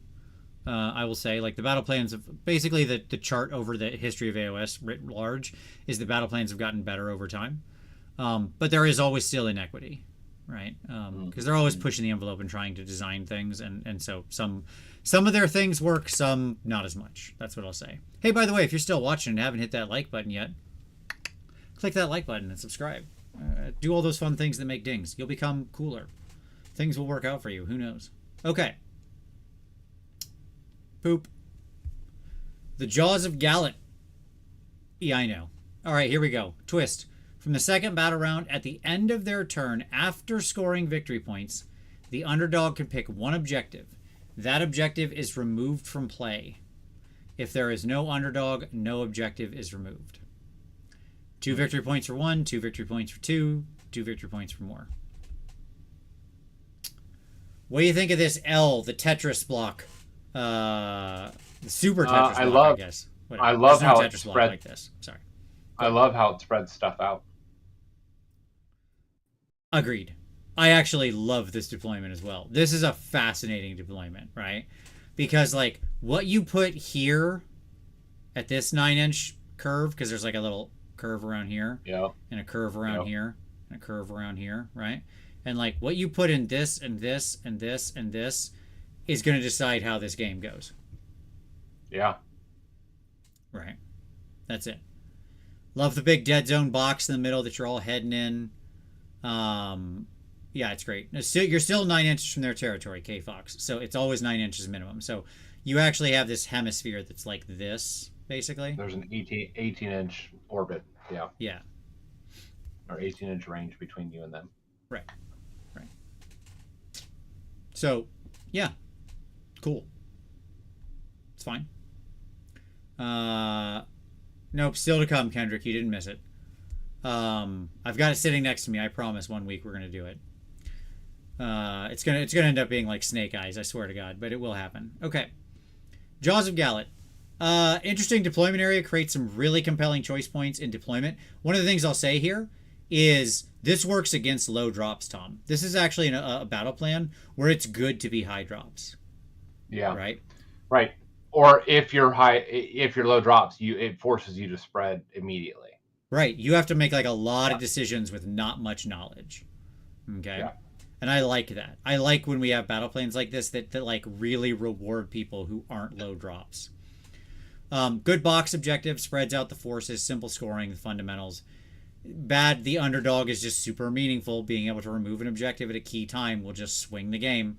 When you knock off one of their objectives and just auto get 1-2 more and so on and so forth, and now you're set up on that block. Back in the game. Yeah. Yeah. It's so strong. Yep. It's so strong. Yeah. So, okay. Anything else on Jaws? No, I think it looks good. Yeah. That looks fun. All right. Check out this deployment area, Tom. First time I think we've seen this. Battle for the Pass. So they had the question. Thanks, I hate it. Well, here's the question, right? They had to ask themselves, how can we do a lengthwise deployment area without making people reach all the way across the table? Answer, don't allow them to deploy in the farthest spot. Right? Like, I understand what they're trying to do. Still hate it. Sure, I understand. I mean, at least they didn't have anything that's true lengthwise in this book. Let me just say this board setup as well immediately disqualifies almost every army from being able to do the round 1 short edge battle tactic. Oh yeah, 100%. Not doable on this one. Like the amount you'd have to actually move is wild. Yeah. I mean, like you would literally have to have because that's 60. You literally have to have like a 25-inch move. Yeah, correct. Right. Mm-hmm. Yeah. You'd race along the bottom basically. You'd have to be able to move 25. And you can't teleport. Yeah. Correct. You can't be set up. That's right. Yeah. You can seize the center in this one, but the take the flanks is just off the table. That's right. Yep. And then scoring wise, it's the same. It's the 1-2-5. Okay. And it's capped at 6 per turn. This is just another take on. This is just like Battle for the Pass is just the flip on the first one we saw. Yeah. Right. Yeah. But it's better. Now, here's what I'll say. I actually really like this. They fixed lengthwise deployment for the most part. It's still this is playable because you're not reaching all the way across the table. I think it would have just been better as opposing boxes. You know what I'm saying? Like box. Do you have a 33-inch reach? That's what I want to know. You have a 33 because that's what you're talking reach. about. That's what you're talking about here. Yes, like I have to a 33 reach over. reach. Well, short people don't. I mean, I do, but short people don't. Sure. I mean, like, I get it. It's still better than where we were. Okay. It's fine. It's fine. It's fine. And ultimately, in my mind, this is like, it's simple scoring, good push and pull, same drive. I actually like it like this. There is a material change between this and this, and it's in the distance between the home and this. And when you do it like this, they're 22 apart. When you do it like this, they're 30 apart. Right? Yeah. So there is an actual material change there. And like, this is just Border War, but with a fixed underdog mechanic. I didn't mention it. Sorry. The underdog mechanic is the underdog can add 2 to the control scores of friendly non-hero units. Yeah. This is how underdog mechanics should be written. Correct. Like, meaningful, important, okay, but not crazy. Like, there's nothing bad in this one. It's the only thing that kept it off of a 10 out of 10 was that it's still like the reach. Yes, I agree. Cass said, Tom, just get a historical Wargamer pushing stick. Yeah, you got to get one of them sticks, Tom. I got one. Yeah. Sure. Okay. 9 out of 10. I think Battle for the Pass is fantastic. Like, it's great. You'll see it a lot, which is fine. Scorched Earth. Oh boy, oh boy. 8 big objectives, Tom. 8 is great. From the second battle round, at the end of their turn, after scoring victory points, the active player can pick one objective that is wholly within enemy territory that they control that is being contested by any of their units.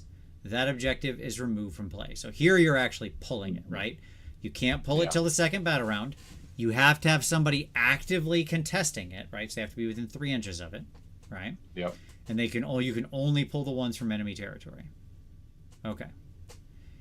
At the start of each battle round, the underdog can pick one objective in their territory that they control. Until the end of that battle round, they can subtract 5 from the control scores of enemy units contesting that objective to a minimum of 1. Again, fine, cool. Control score manipulation, but it's a defensive control score manipulation. Yeah. Right? Which I like. Yeah. That's what makes it good. Yeah, it's like a huge it's better. swing, but it's a defensive one only on your space. You can't like go out and apply neg vibe to somebody. Yeah. Right? And then 2 victory points if you control 1, 2 victory points if you control 2, 2 victory points if you control more. Classic pull you want on this. Yep. It's great.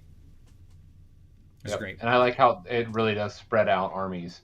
Like Super I look at this and I'm like, I think about like a Suns against a teleporting army. Nightmare and it's for like, them. well, really, it's like, well, you're gonna advance forward. Great. I'm just gonna teleport to your back objective, and we're gonna just hang out here.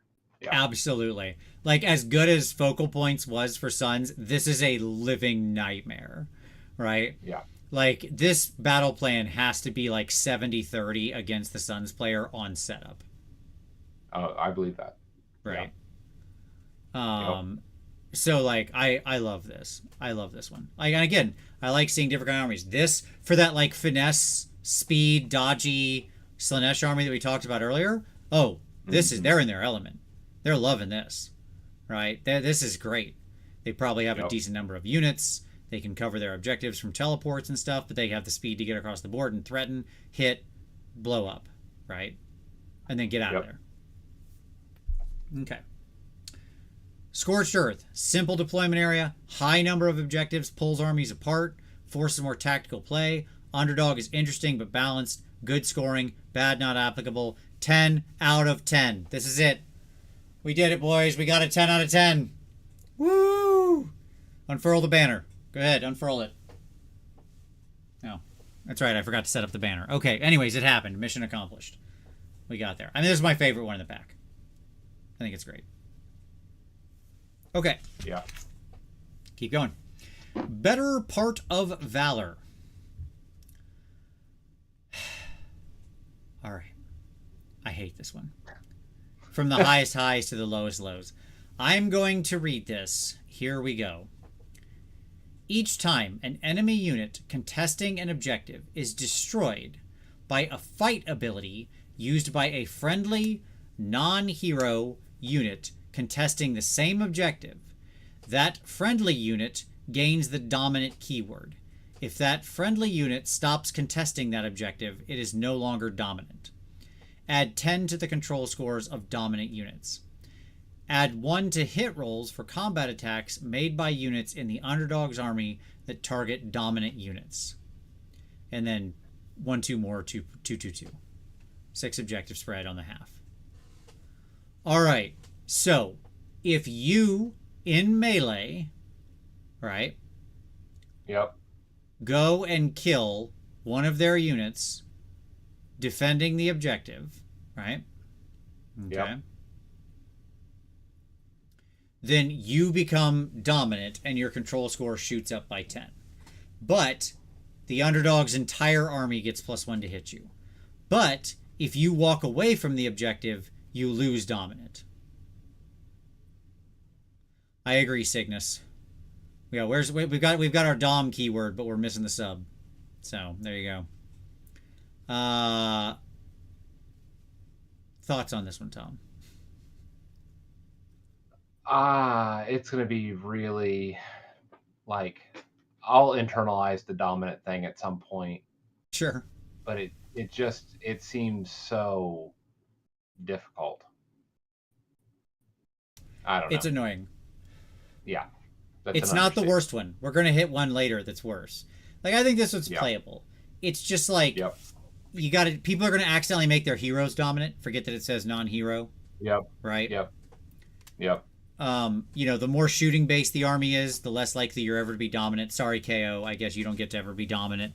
They're dominating nothing. They're the subs. So, there you go.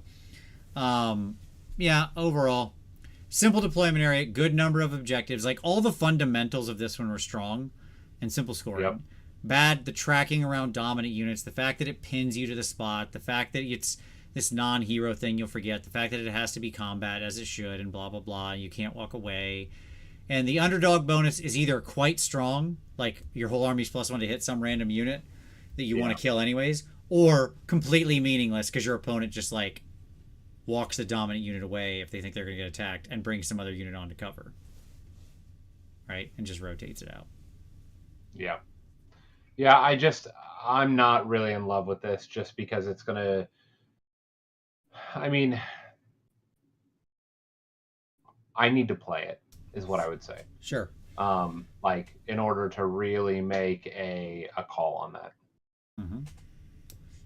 So... My answer on this one... It could be good.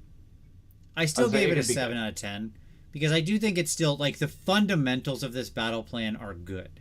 Like, the bones of it are strong. The 6 objectives, the spread, the deployment, the scoring, all of that is nice.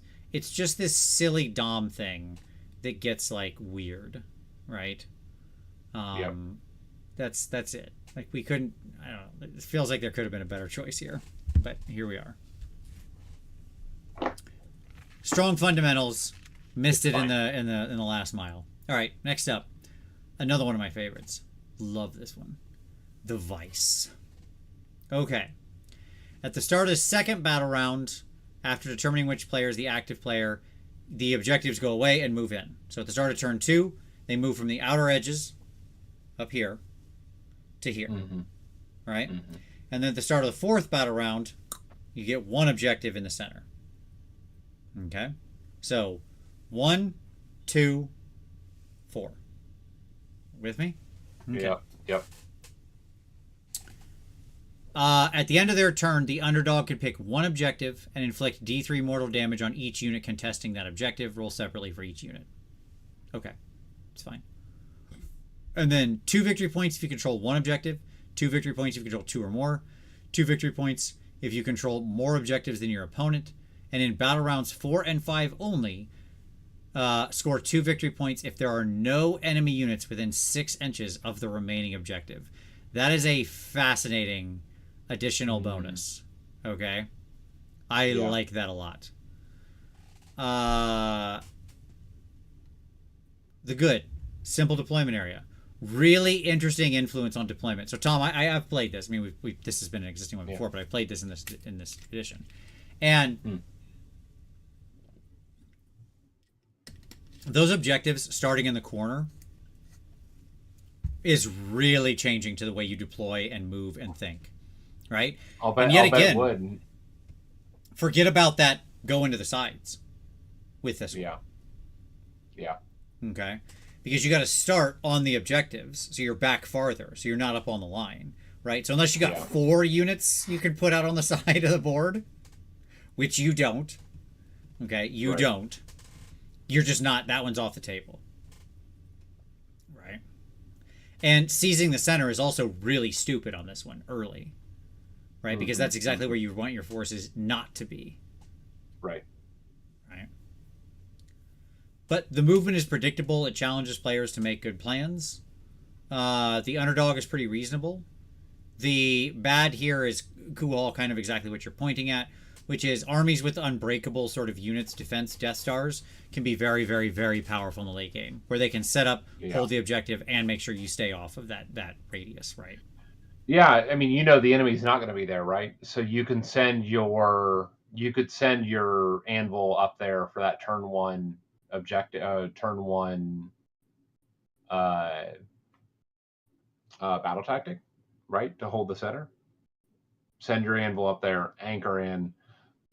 Sure. And then I mean, or just like the nightmare situation, like Gotrek's up in the middle, or Nagash is up in the middle, or something like that, right? Sure. Archeon is just like, he just sits his big butt down in the center of the board and is like, come at me, bro. Let's go. Right? Yep. That kind of thing. And meanwhile, he's backed up by his whole, whatever's left. His whole army's going to get around him, right? Yep. Okay. Oftentimes, the key to playing around giant pieces like that is to just ignore them, but you can't in this one. So, but I still rate this one a 9 out of 10. I think the Vice is really fascinating. I think it's fun. All right. Close to the chest. At the start of each turn, the player who is not the active player picks an objective to be their primary. You're picking the one that you don't want the opponent to get. Right? Yeah. Okay. Yeah. At the start of their turn, after their opponent has picked the primary objective, the underdog can roll a die. On a 5-up, they have to pick a different objective. That's fine. Again, 6 objectives. The deployment here is not too annoying. It's a little bit annoying. It's still not great. I don't love it. 1 victory point if you control 1, 1 victory point if you control 2, 2 victory points if you control more, 2 victory points if you control the primary. So the primary ends up being worth quite a lot for you to go after. And obviously, in many cases, it's just going to be both players' buried objective, right? In a lot of cases, it'll just end up being that. They'll bury their home. But as they move around the board, they may actually switch it to where the majority of their forces are, so it's fine. Thoughts on this one before we move to my thoughts? I think it looks great. I like the deployment. I like tracking the deployment's going to be weird, but I think it's interesting at least. It's a nice, it mixes things up. Yep. This is another one where higher drops can be very strong, because anytime you've got these little tails, right? Like up here, you can set guys like up here or down here, right? Anytime you can stick your dudes out on this kind of a thing where you could potentially rush forward and be pressing into their territory, like if they went low drops and kind of gathered onto one of these sides or something, and then you can deploy here or here to counter that with higher drops, it's very strong. It's very strong, because suddenly you've got them on the back foot on, like, now they have to pull their castle apart and move in a different direction than what they wanted to, right?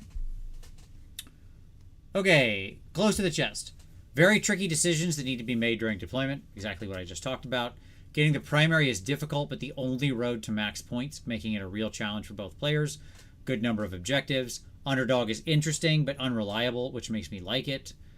The bad, there is a memory issue with remembering to pick the primary. Like, people are going to forget this so often, because it's the non-active player that's doing it, right? So it's like your turn, but I need to remember to do a thing, right? Yep. And then, yes, what is this deployment? That's like, what is this? I appreciate what it does, but it's like, what is this? What have we done here? Still an 8 out of 10 overall. Strong. I think it's strong. Anything more on close to the chest, Tom? No, it looks good. Yeah. And we end on my least favorite battle plan in the pack. Here we go. Okay. Here we go. Limited resources. I think this, I'm just going to state, I think this is unplayable at tournaments. Okay? I rated it like a completely average, but I actually think this one's a problem the more I've thought about it. Here we go. When a player gains control of an objective, they start to extract resources from it. After scoring victory points, if the active player controls an objective that they controlled at the end of their previous turn, they have extracted all of the resources from that objective. For the rest of the battle, that player cannot control that objective. They can still contest it. I mean, we had this in the last season. Once a player has extracted all of the resources from an objective, they can still contest it to prevent, but they can't control it themselves. The underdog can add 3 to the control scores of friendly units that are contesting an objective from which they're extracting resources. Blah, blah, blah. 1, 2 more. 2 points, 2 points, 2 points. The objectives in this are truly wild and weird in how they're set up. It's very fun and interesting. But, like, this thing is such a tracking nightmare. Okay? So You're like, because I know it sounds obvious. It's like, but Vince, just all they have to know is did they control it last time they were the active player? And it's like, people don't remember that crap. Not even one time. The game is so complicated. You're thinking about a million different things, right? And, like, you're going to hold an object. This is a conversation that will happen. It will. Basically, if this comes up in a round, 60% of the tables will have this conversation. Okay? Oh, wait. Hold on. Is this one I'm allowed to control? Did I exhaust this one? Because what you need to do... you have to mark it. Yep. Yeah. You've got to not only, you take it, put a 1 on it next to it on the die. You score it again, move it to a 2, right? With a die that's your color, or write a little token or lay over it. Once you score it a second time, you just can't. Right. So then you need to, like, put your name over it that says, I can't score this one anymore. Like, mark it with a little token or something. Yeah. Right? Like, this is, I understand Weak in the Decadent. Like, you can use game aids to make this easier, but most people won't. Okay? Like, lots of game aids are available to people, and they just won't. So, like, that's why I said 60% of the tables. It won't be everybody, right? And what's going to happen is 60% of those tables will say, like, wait, did I control this last round? Or, wait, am I allowed to take this one? Am I allowed to score this one? Right? I do, Carter. I do. I have played this one.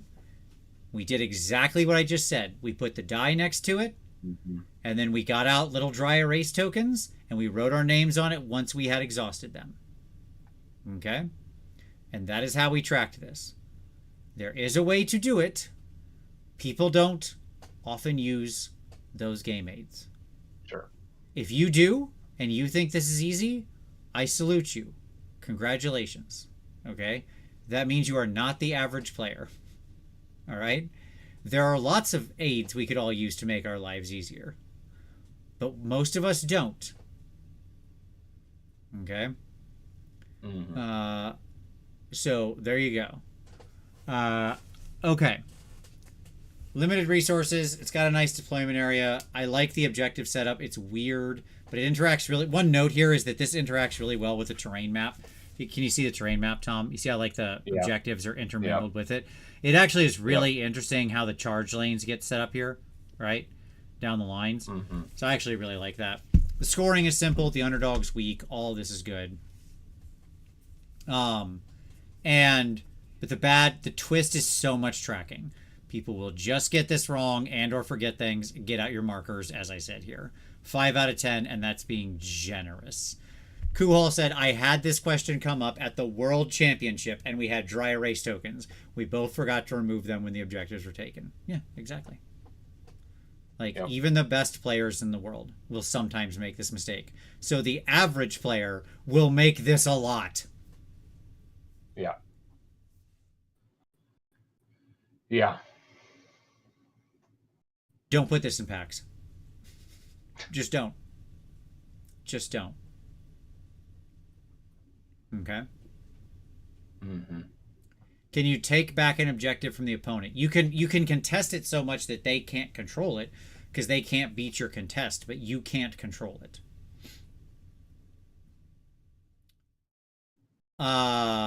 It's the GHB. It's the Generals Handbook. It's the new Generals Handbook. Mech Boy. Yeah, the secret is that the beer and pretzels are the game aids. There you go. Yeah. Mark some pretzels. Mark your pretzel sticks next to the ones. One pretzel stick, you scored it once. 2 pretzel sticks, you scored it twice. 3 pretzel sticks, that's all of yours. Then your opponent needs to use like cheesy poofs or whatever. So, Tom, any thoughts? Any final thoughts on battle plans before we jump over to manifestations? No, I mean, they look like, what I'll say is this: they've taken the best of the battle plans largely over the last couple of years and added some twists to them, added some interesting counterplay. I think it should give TOs probably a good selection to run events out of. Yep. And there was none of these that I really felt like were just not worth doing at all, right? Like even this last one, I played similar ones obviously at the last event that we were at, and it was fine. It was fine. It's not ideal, but it's fine. Anthony, I see you in the chat. I know you're a contrarian. This should not be in the battle pack for NashCon. We have 11 valid battle plans here, okay? Pick from those. Don't use the one that's going to consume or confuse half your players, okay? Just don't. Just don't. Just don't. It's that easy. It's really easy. There's plenty of great skill testing, army varied, lots of things. CJ, they're looking great. Overall, very strong battle plan pack. We have a bountiful harvest this year. I would rate 10 out of these very strong, and one of them average, and this one slightly below average. There you go. In fact, 4. Boom. Take that. Okay. Manifestations. All right. Tom, you ready to talk about these bad boys? Absolutely. I agree, Dad Bod. Stop it. Get help. Thank you. I need my memes. That's right. Okay. Well, we got to talk about the big guy first, Tom. He's up. He's chalking him up first. All right. Old Crondy Spiny. He's back, baby. He's back to this big stupid thing. Back. Okay, if you take this manifestation, he's your only thing. He is your thing. He summons on an 8. Okay. I'll just say the numbers. I didn't put in all the number pages. He summons on an 8.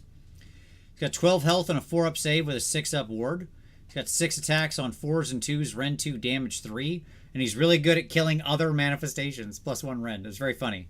The number of other manifestations, by the by, the funniest thing to me about that ability, Tom, okay, is that the number of other manifestations with a 4-up save, where that extra pip of Rend matters, is very low.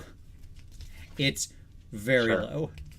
Most manifestations have a 5-up save, so Rend 2 was already doing the work. You can't all-out defense a manifestation, so. Right. But nothing has better than a 4-up, so he just cuts through everything is the point.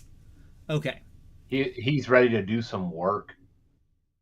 If he destroys any enemy manifestations, he heals 6 at the end of turn. If he gets banished, he doesn't get banished. Instead, he just takes 6 damage. So you have to banish him twice to get rid of him. And he's an Arcane Predator. You can add 1 to the number of dice rolled when making charge rolls for this manifestation to a maximum of 3, while it is within 18 inches of any enemy manifestations. But if you do so, it has to end that charge move within half an inch of that manifestation. So it's an anti-manifestation manifestation. Say that word more. Yeah, and which isn't too shabby in the normal combat. He's fine. yes, it's going to eat manifestations, but he's probably going to have 3 Ren 2 damage 3 attacks land.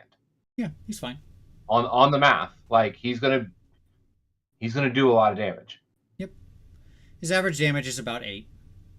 It's pretty good. That's pretty good.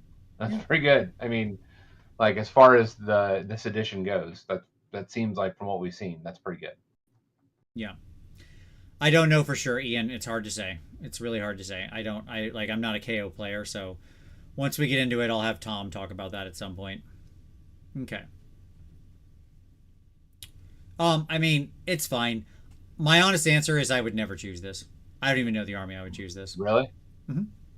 Yep. I don't think it's worth it. Not even close. I don't know, man. I think it's a great distraction Carnifex. Sure. I mean, you can just keep resummoning him if you have a bonus to cast. You have a decent enough chance at it.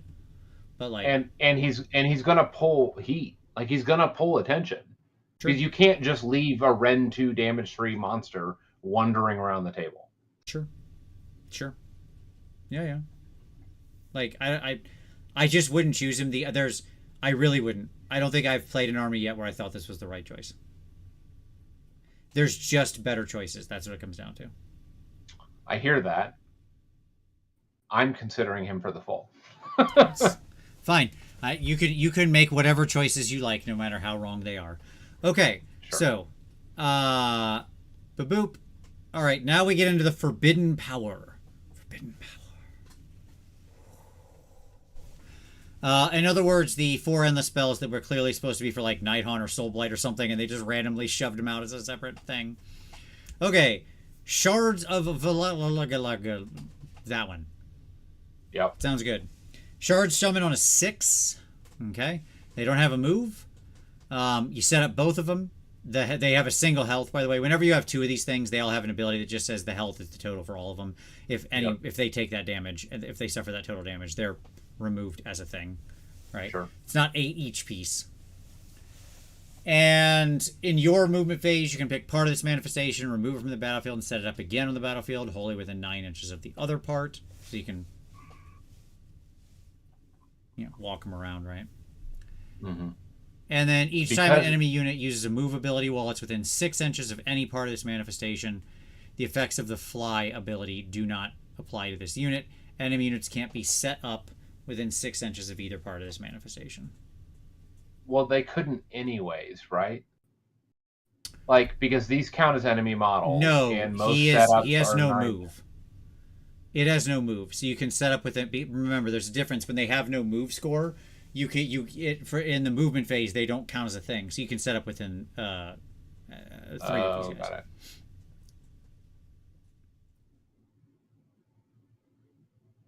Yeah, Mm-hmm. It's fine. Honestly, I would say it's pass. fine. Pass. It doesn't do anything. That's the issue. This is just going to do nothing except give your opponent a charge. Then they just kill it or whatever. Yeah. Horrorghast. 6 health, 6 up save, 6 up ward. All these things have 6 up wards. They're made of magic.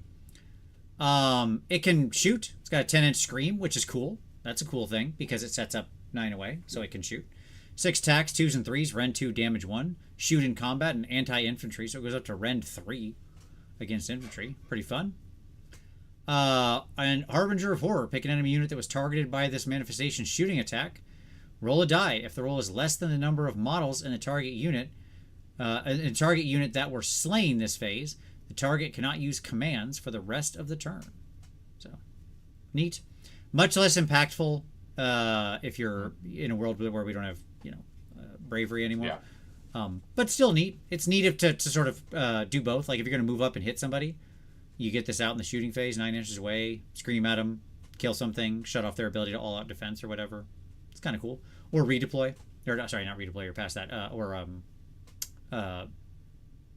They can't shut off their. It shuts off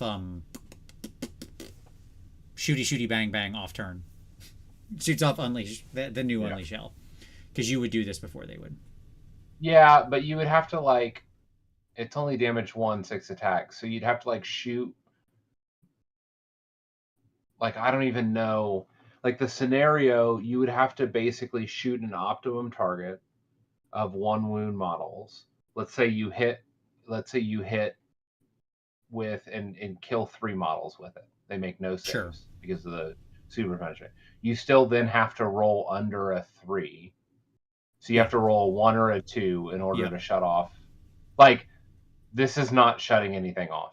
No, you're absolutely right. It's statistically it's bad. I agree. I was just trying to make some kind of case for a little Nagashi. No, it's not. No, it's not. It's not actually doing anything. Right. Like, it looks like it's doing something. It's not doing anything. It has an extra fun shooting attack, which isn't to be overlooked, but it's bad. There's better shooting attacks we can get. Okay, cool. Correct. It's, by the way, way more interesting to use it to put wounds on, like, foot heroes. Sure. Assuming they're not immune to shooting, but yes, right. Like depending on what's going on there. Yeah, how close? Soul Scream Bridge, 12 health with a 4-up save and a 6-up ward. This summons on a 6.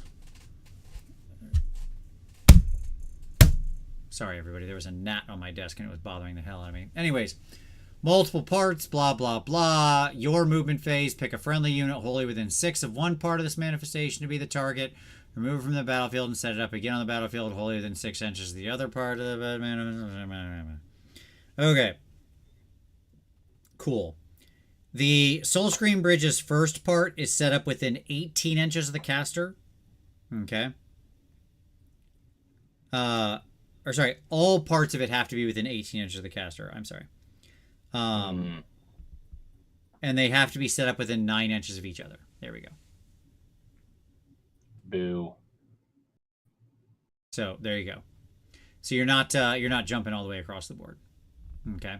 It's fine.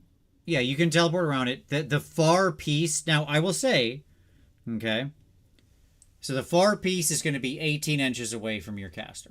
And you can get 6 inches beyond that at 25 for your farthest. You still have to be 9 inches away from the enemy, so. Yeah. It's still a decent amount of movement. It's good. Like, it's good. It's the best. Fine. It's the best thing in this group. But you're, like, if you're taking bridge, you're taking this thing for bridge. Because the other 3 are not doing much. Right. Okay. Finally, old Lunchbox, the Soul Seeker. He's got some attacks, but okay. Sure he does. He brings them hot wizard attacks. And Cody, no, because it's worse. They're not screens. These things will end up getting charged and killed and let your opponent catapult around to you. It doesn't have a move. So it's the worst case scenario. Like, if you cast out Soul Scream as a screen, they can move around it completely normally, charge it, spin around it, and hit your units and get a free move. You've effectively just let them get way close, like, have a much easier charge into your lines. Again, like, you really got to think about how your manifestations get lined up. By throwing those 2 things out there like that for you to teleport off of, all it did is give your opponent a slingshot right back into your face. Okay. Yeah. Launchin'. He teleports wizards. That's it. I mean, that's what he does. Like, he moves and then teleports wizards. Yeah. Yep.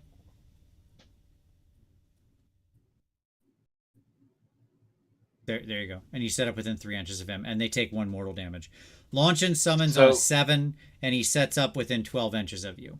The key is to remember he can't move the turn he sets up. So Boatman sets up, then you wait till your next turn, then he moves and takes somebody with him.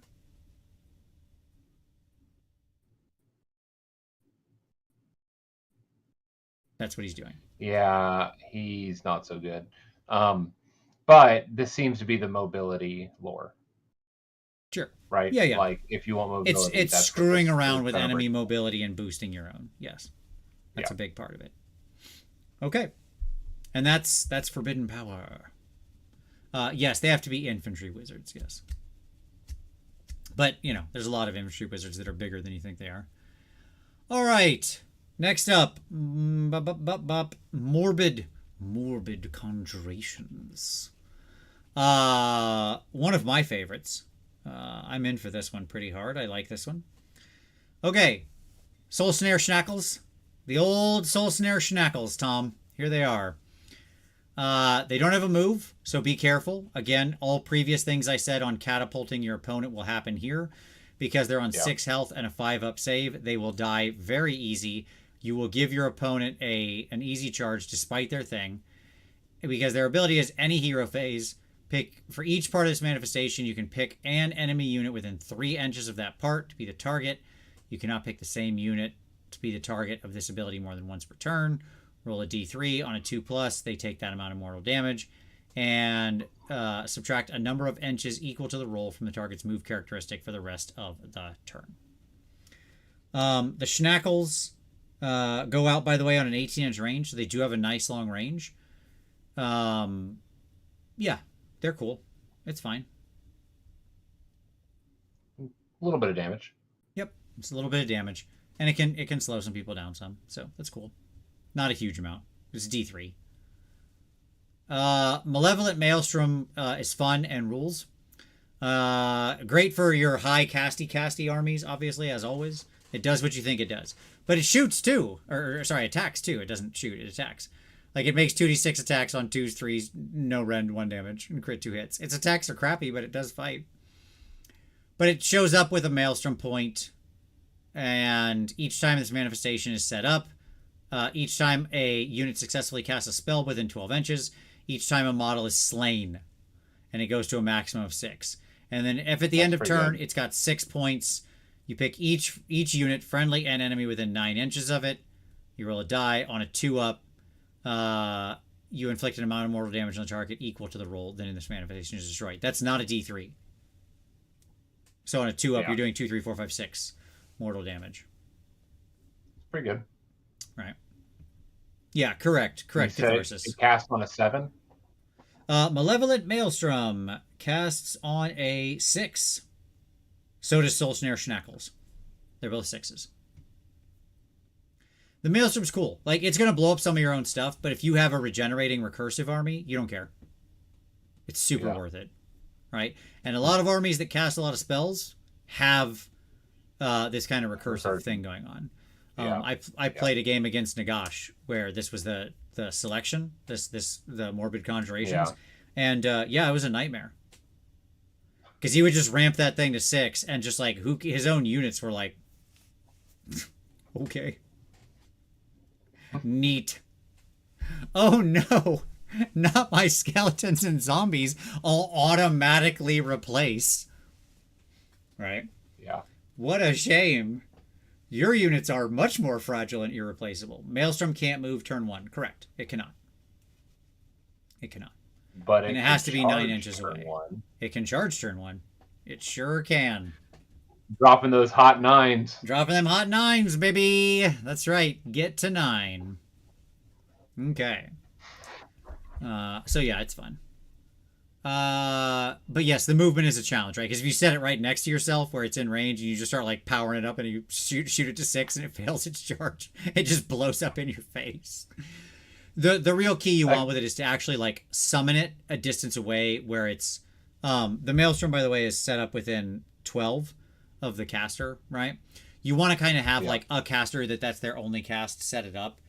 Then you do the rest of your magic, and then in a future turn, this one's actually a little bit of a long play. You want to bring it up to where your combat's going to be. Like, you want to just have it move near where your combat is. It's a better support piece. Like, fueling it on the magic cast is actually the wrong way, despite all my comments earlier about magic cast early is loving it. Because slain models feed it. So you want to kind of cast it, have it behind the line where it's safe and it won't blow up and you're not feeding it. And then you just literally bring it forward up to join the fight later. And then make it go boom. Right? Okay. It actually acts as a really interesting addition to the porcupine thing I talked about earlier, Tom. Because if it's sitting behind some unit and your enemy charges that unit, they just feed it and then blow themselves up too, right? Yeah. And like if they're gonna lift your unit anyways, it's no cost to you, right? So yeah, it's interesting. One of my all-time favorites. This is my new favorite thing, Tom. It's back, baby. Cody, generally you can just like let him rip turn 1. The key is you don't let him. Often that's going to be the play, but you just don't necessarily let them rip out in front of you where they're chargeable. You'll often have them like on the sides in your line. They just basically like join up with your army is usually the best way to go with them. Usually. Depends what they are. Suffocating Gravetide. Summons on a 7. Worth every penny. 8 health, 6 up save, 6 up ward. Moves 12 inches, Tom. This massive thing. Makes 8 attacks on 2s, 3s, rend 1, damage 1, but it's +1 damage on the charge. Hell yeah. And then Pulled to the Grave. This manifestation can move a distance up to its move characteristic. It can pass through models during that move. Then you can pick an enemy unit that had this manifestation pass across during its move to be the target. Roll a dice for each model in the target unit for each 5-up. Inflict 1 mortal damage on the target. It's a horde killer. You can move across a unit, do a bunch of damage, charge it, hit them super hard on 2s, 3s, rend 1 damage too. It's great. And it has a huge move speed. Fantastic summon to just like set in your line and just start moving with your troops. Like bring it, like it won't move that round, but like, you know what I'm saying? Like for, to just start getting it up there. There you go. Interesting. Yeah, Gravetide rules. I've had a lot of fun with Gravetide. I like this one a lot. The Morbid, this Conjuration one is the one I've taken the second most often. And then finally, the Purple Sun of Shaiish. It's here. It's scary. Transmuting Rays, 2d6 attacks, 3s, 3s, rend 1, damage 1, crit mortal, which is good. It has your movement phase end to given form. It can pass across things. It's only got an 8-inch move, which is hard to pass across 3 units, but it can do it up to 3 units. And it does can potentially do either 2 or 3 mortals to each of those units. And then passive is subtract 1 from save rolls for enemy units while they are within 3 inches of this manifestation. So it does have a big old save debuff still on it. Very strong. And if you banish it, it doesn't go away. It takes 6 damage and then keeps going. So you got to banish it twice or potentially multiple times. Because there are some potential ways where things could heal. But there we are. So, yeah, what do you think of Purple Sun, Tom? I think it can do some work. I had an opponent throw Purple Sun at me. Kind of set it out like it was moving toward my line. Okay. And I then charged it with Sigvald, the Magnificent, and just picked it up. He has such a good endless spell killer. He just sliced through it like it didn't exist. Just that thing's gone, and then just great, got him way up the board. I love a giant. I love being able to rocket up the board. It was great. Like that dude has a 6-inch move. Free charges are great. It's exactly what I wanted. Okay. Next up, Aether Wrought Machineries. This is probably a no. I'm just going to say that. I don't see anything of value in this entire set. Maybe you feel differently. Well, let's see. Chronomatic Cogs, 6 health, 4-up save, 6-up ward. Hey, it's a 4-up save. It's something that still gets a save without you need that +1 rend thing. A rend. Okay. Chronomatic Cogs cast on a 6. Mechanisms of Time. Effect. If there are any friendly wizards within 3 inches of this manifestation, you pick one of the following effects. Either you increase time, where until the start of your next turn, you can reroll charge rolls for friendly units while they're wholly within 12 of this manifestation. Or you can decrease time until the start of your next turn, subtract 1 from hit rolls for attacks that target friendly wizards while they are wholly within 12 inches of this manifestation. Okay. It's fine. I mean, the reroll charge is usually going to be your pick, unless you have a very specific list. Right? Cogs, by the way, is the good thing in here. If you're taking this, you're taking it for Cogs. Oof. Okay. Can any army with casters take any manifestation lore? Yes. The Aether Void Pendulum. 8-inch move. Okay. 6 health, 5-up save, 6-up ward. Passive. This manifestation cannot use charge or fight abilities. In addition, when this manifestation moves, it must move in a straight line, either in the direction in which the tip or you can go one direction or the other. So it can only go like this. Yeah. Right? Yeah. And then Scything Blade. This manifestation can move a distance up to its move characteristic. It can pass through models during that move. Pick up to 3 enemy units this manifestation passed across. And roll a d6. On a 2-up, you take that much mortal damage. So potentially big mortal damage. The problem is it's just going to get banished off. It's never going to get to you. Because you're going to set it up. Right? It has to be 9 away. It can't move that turn. It's a slow-moving thing. It's not going to get over 3 enemy units. It can't charge or get extra move in that way. So, cool. It's not good. No. And then finally, Quicksilver Swords. Yeah, they're stabby, not shooty. It's just a thing. It's a you summon it. It has crit mortal. It's fun, and there's no ward rules, but it's easy to kill. It's like 6 health on a 5-up save. Like, people will just bat it down, is what's gonna happen. But it's an okay little fighter. 12 attacks, 3 threes, rend 1 damage, 1 crit mortal. It's fine. Ugh. Yeah. It's like, fine. again, it's like it's bad. Pendulum's bad. Cogs is the only reason you take this one. And Cogs is like Av at best. Yeah. Okay, now for my all-time favorite, Primal Energy, pure energy. The Burning Head. It can shoot, Tom.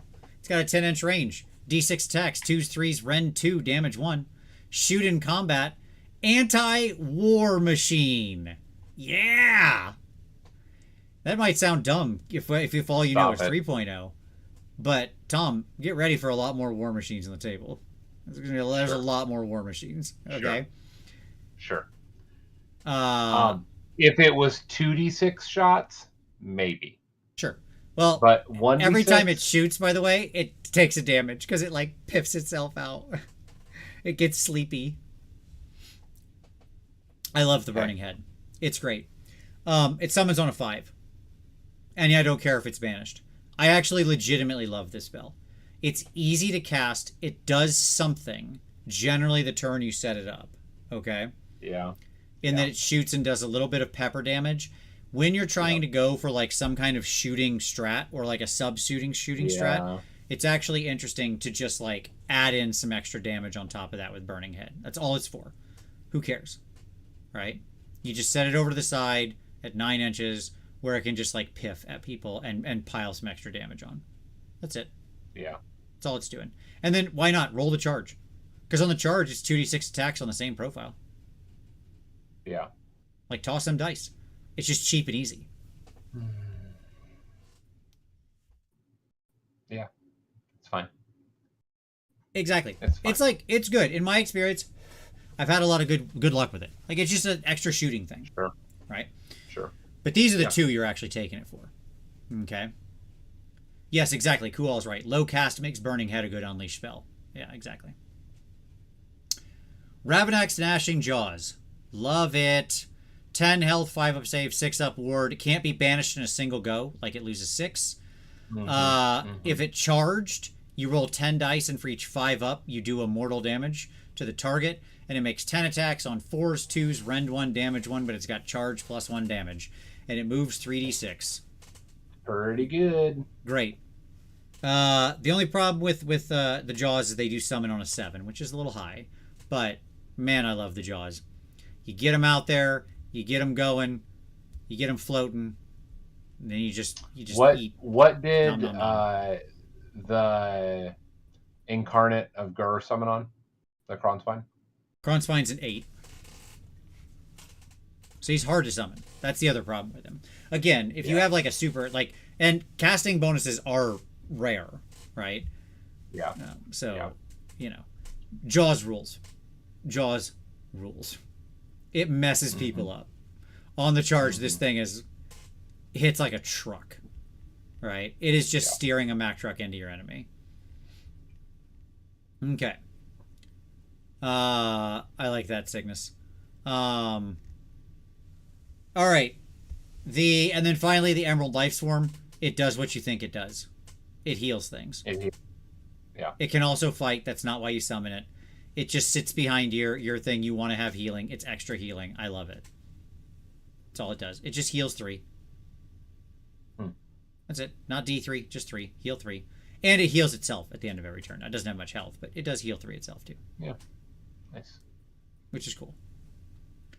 I like it. If you've got a big boss, and you just like want to have things you want to make sure they stay alive, just this thing floats behind that thing, right? Just like little trail.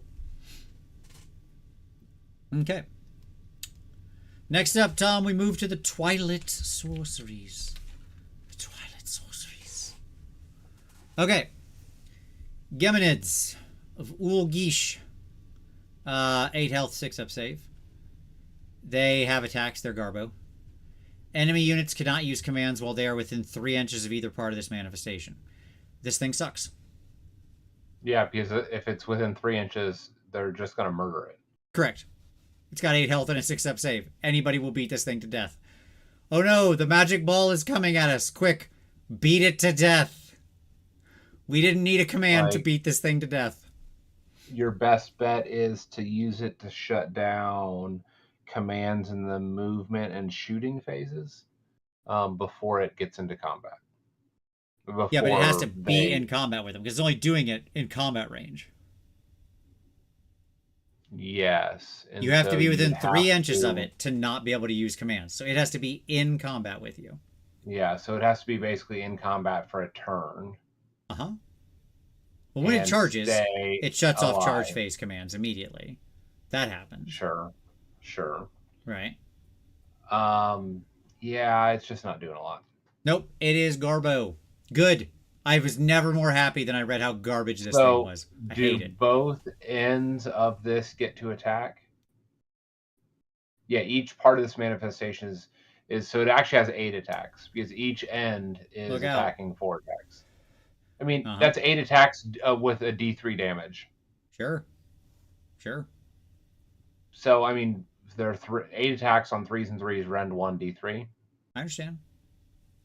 It's okay. Like, it's fine. Like, and it's going to draw heat. Like, it'd be interesting to throw this into combat if you're trying to, like, get them to split attacks. Right? Like, you don't want them attacking into a unit. Like, because they don't want this to stick around. Right? Sure. So. Yeah. I mean, it can be a perfectly fine, like, just crazy sort of suicide cast. Here's the problem, Tom. These things cast on a 7. Yeah, that's tough. Because I was gonna say it's a great beta strike style. Like I could imagine a foot wizard with his boys, right? Like foot wizard hanging out there with 2 little balls. Yeah, these balls of energy hanging out over his shoulders. If you come into him, like you might kill him. Like he better not have cast them, right? Because they'll But so somebody else casts to guard your foot hero with these 2 balls, and if you come in, like again, it fits your porcupine model. Yeah, right? Yes, it could be a good porcupine unit to just like set behind your row of dudes. Where if they charge into that unit, they have to fight the balls. They have to fight the balls, and then you lose commands, and like there will be consequences. But this is highly situational. Yeah. Umbral Spell Portal. It does what you think it does. But specifically, let's get into it. So it's an 18-inch cast. Both pieces have to be wholly within, and they have to be within 9 inches of each other. Okay? Yeah. The next time, and then in your hero phase, you can pick a friendly wizard within 3 inches of this manifestation to be the target. The next time the target uses a non-summon spell, which is, by the way, the manifestations, right? This phase, add 1 to the casting value of that spell. When picking targets for that spell, you can measure range and visibility from either part of this manifestation instead of from the caster, and your opponent can measure range and visibility to either part of this manifestation instead of to the caster for the purposes of that unbind. The way it always should have worked. Yeah. It was always dumb. Oh, I'm like a million inches away, but I casted this stupid mirror so you can't unbind it. Piss off. Dumbest crap ever. Good. How do you feel about it, Vince? I'm glad he's dead.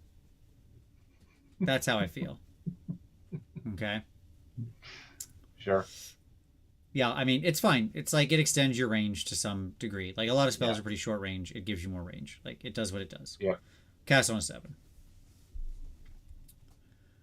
Finally, the Prismatic Palisade. 8 health, 4 up save. It's a wall. This manifestation cannot be targeted by shooting attacks. In addition, it cannot be targeted by... in addition, a unit cannot be targeted by shooting attacks if it is impossible to draw a straight line from the model in the attacking unit to a model in the target unit without that line passing across this manifestation. Okay. So it's good for small units and foot heroes. Sure. If you want anti-shooting tech, yeah. Yeah. Twilight Sorceries is a hard pass for me. All casts on a 7, all highly situational.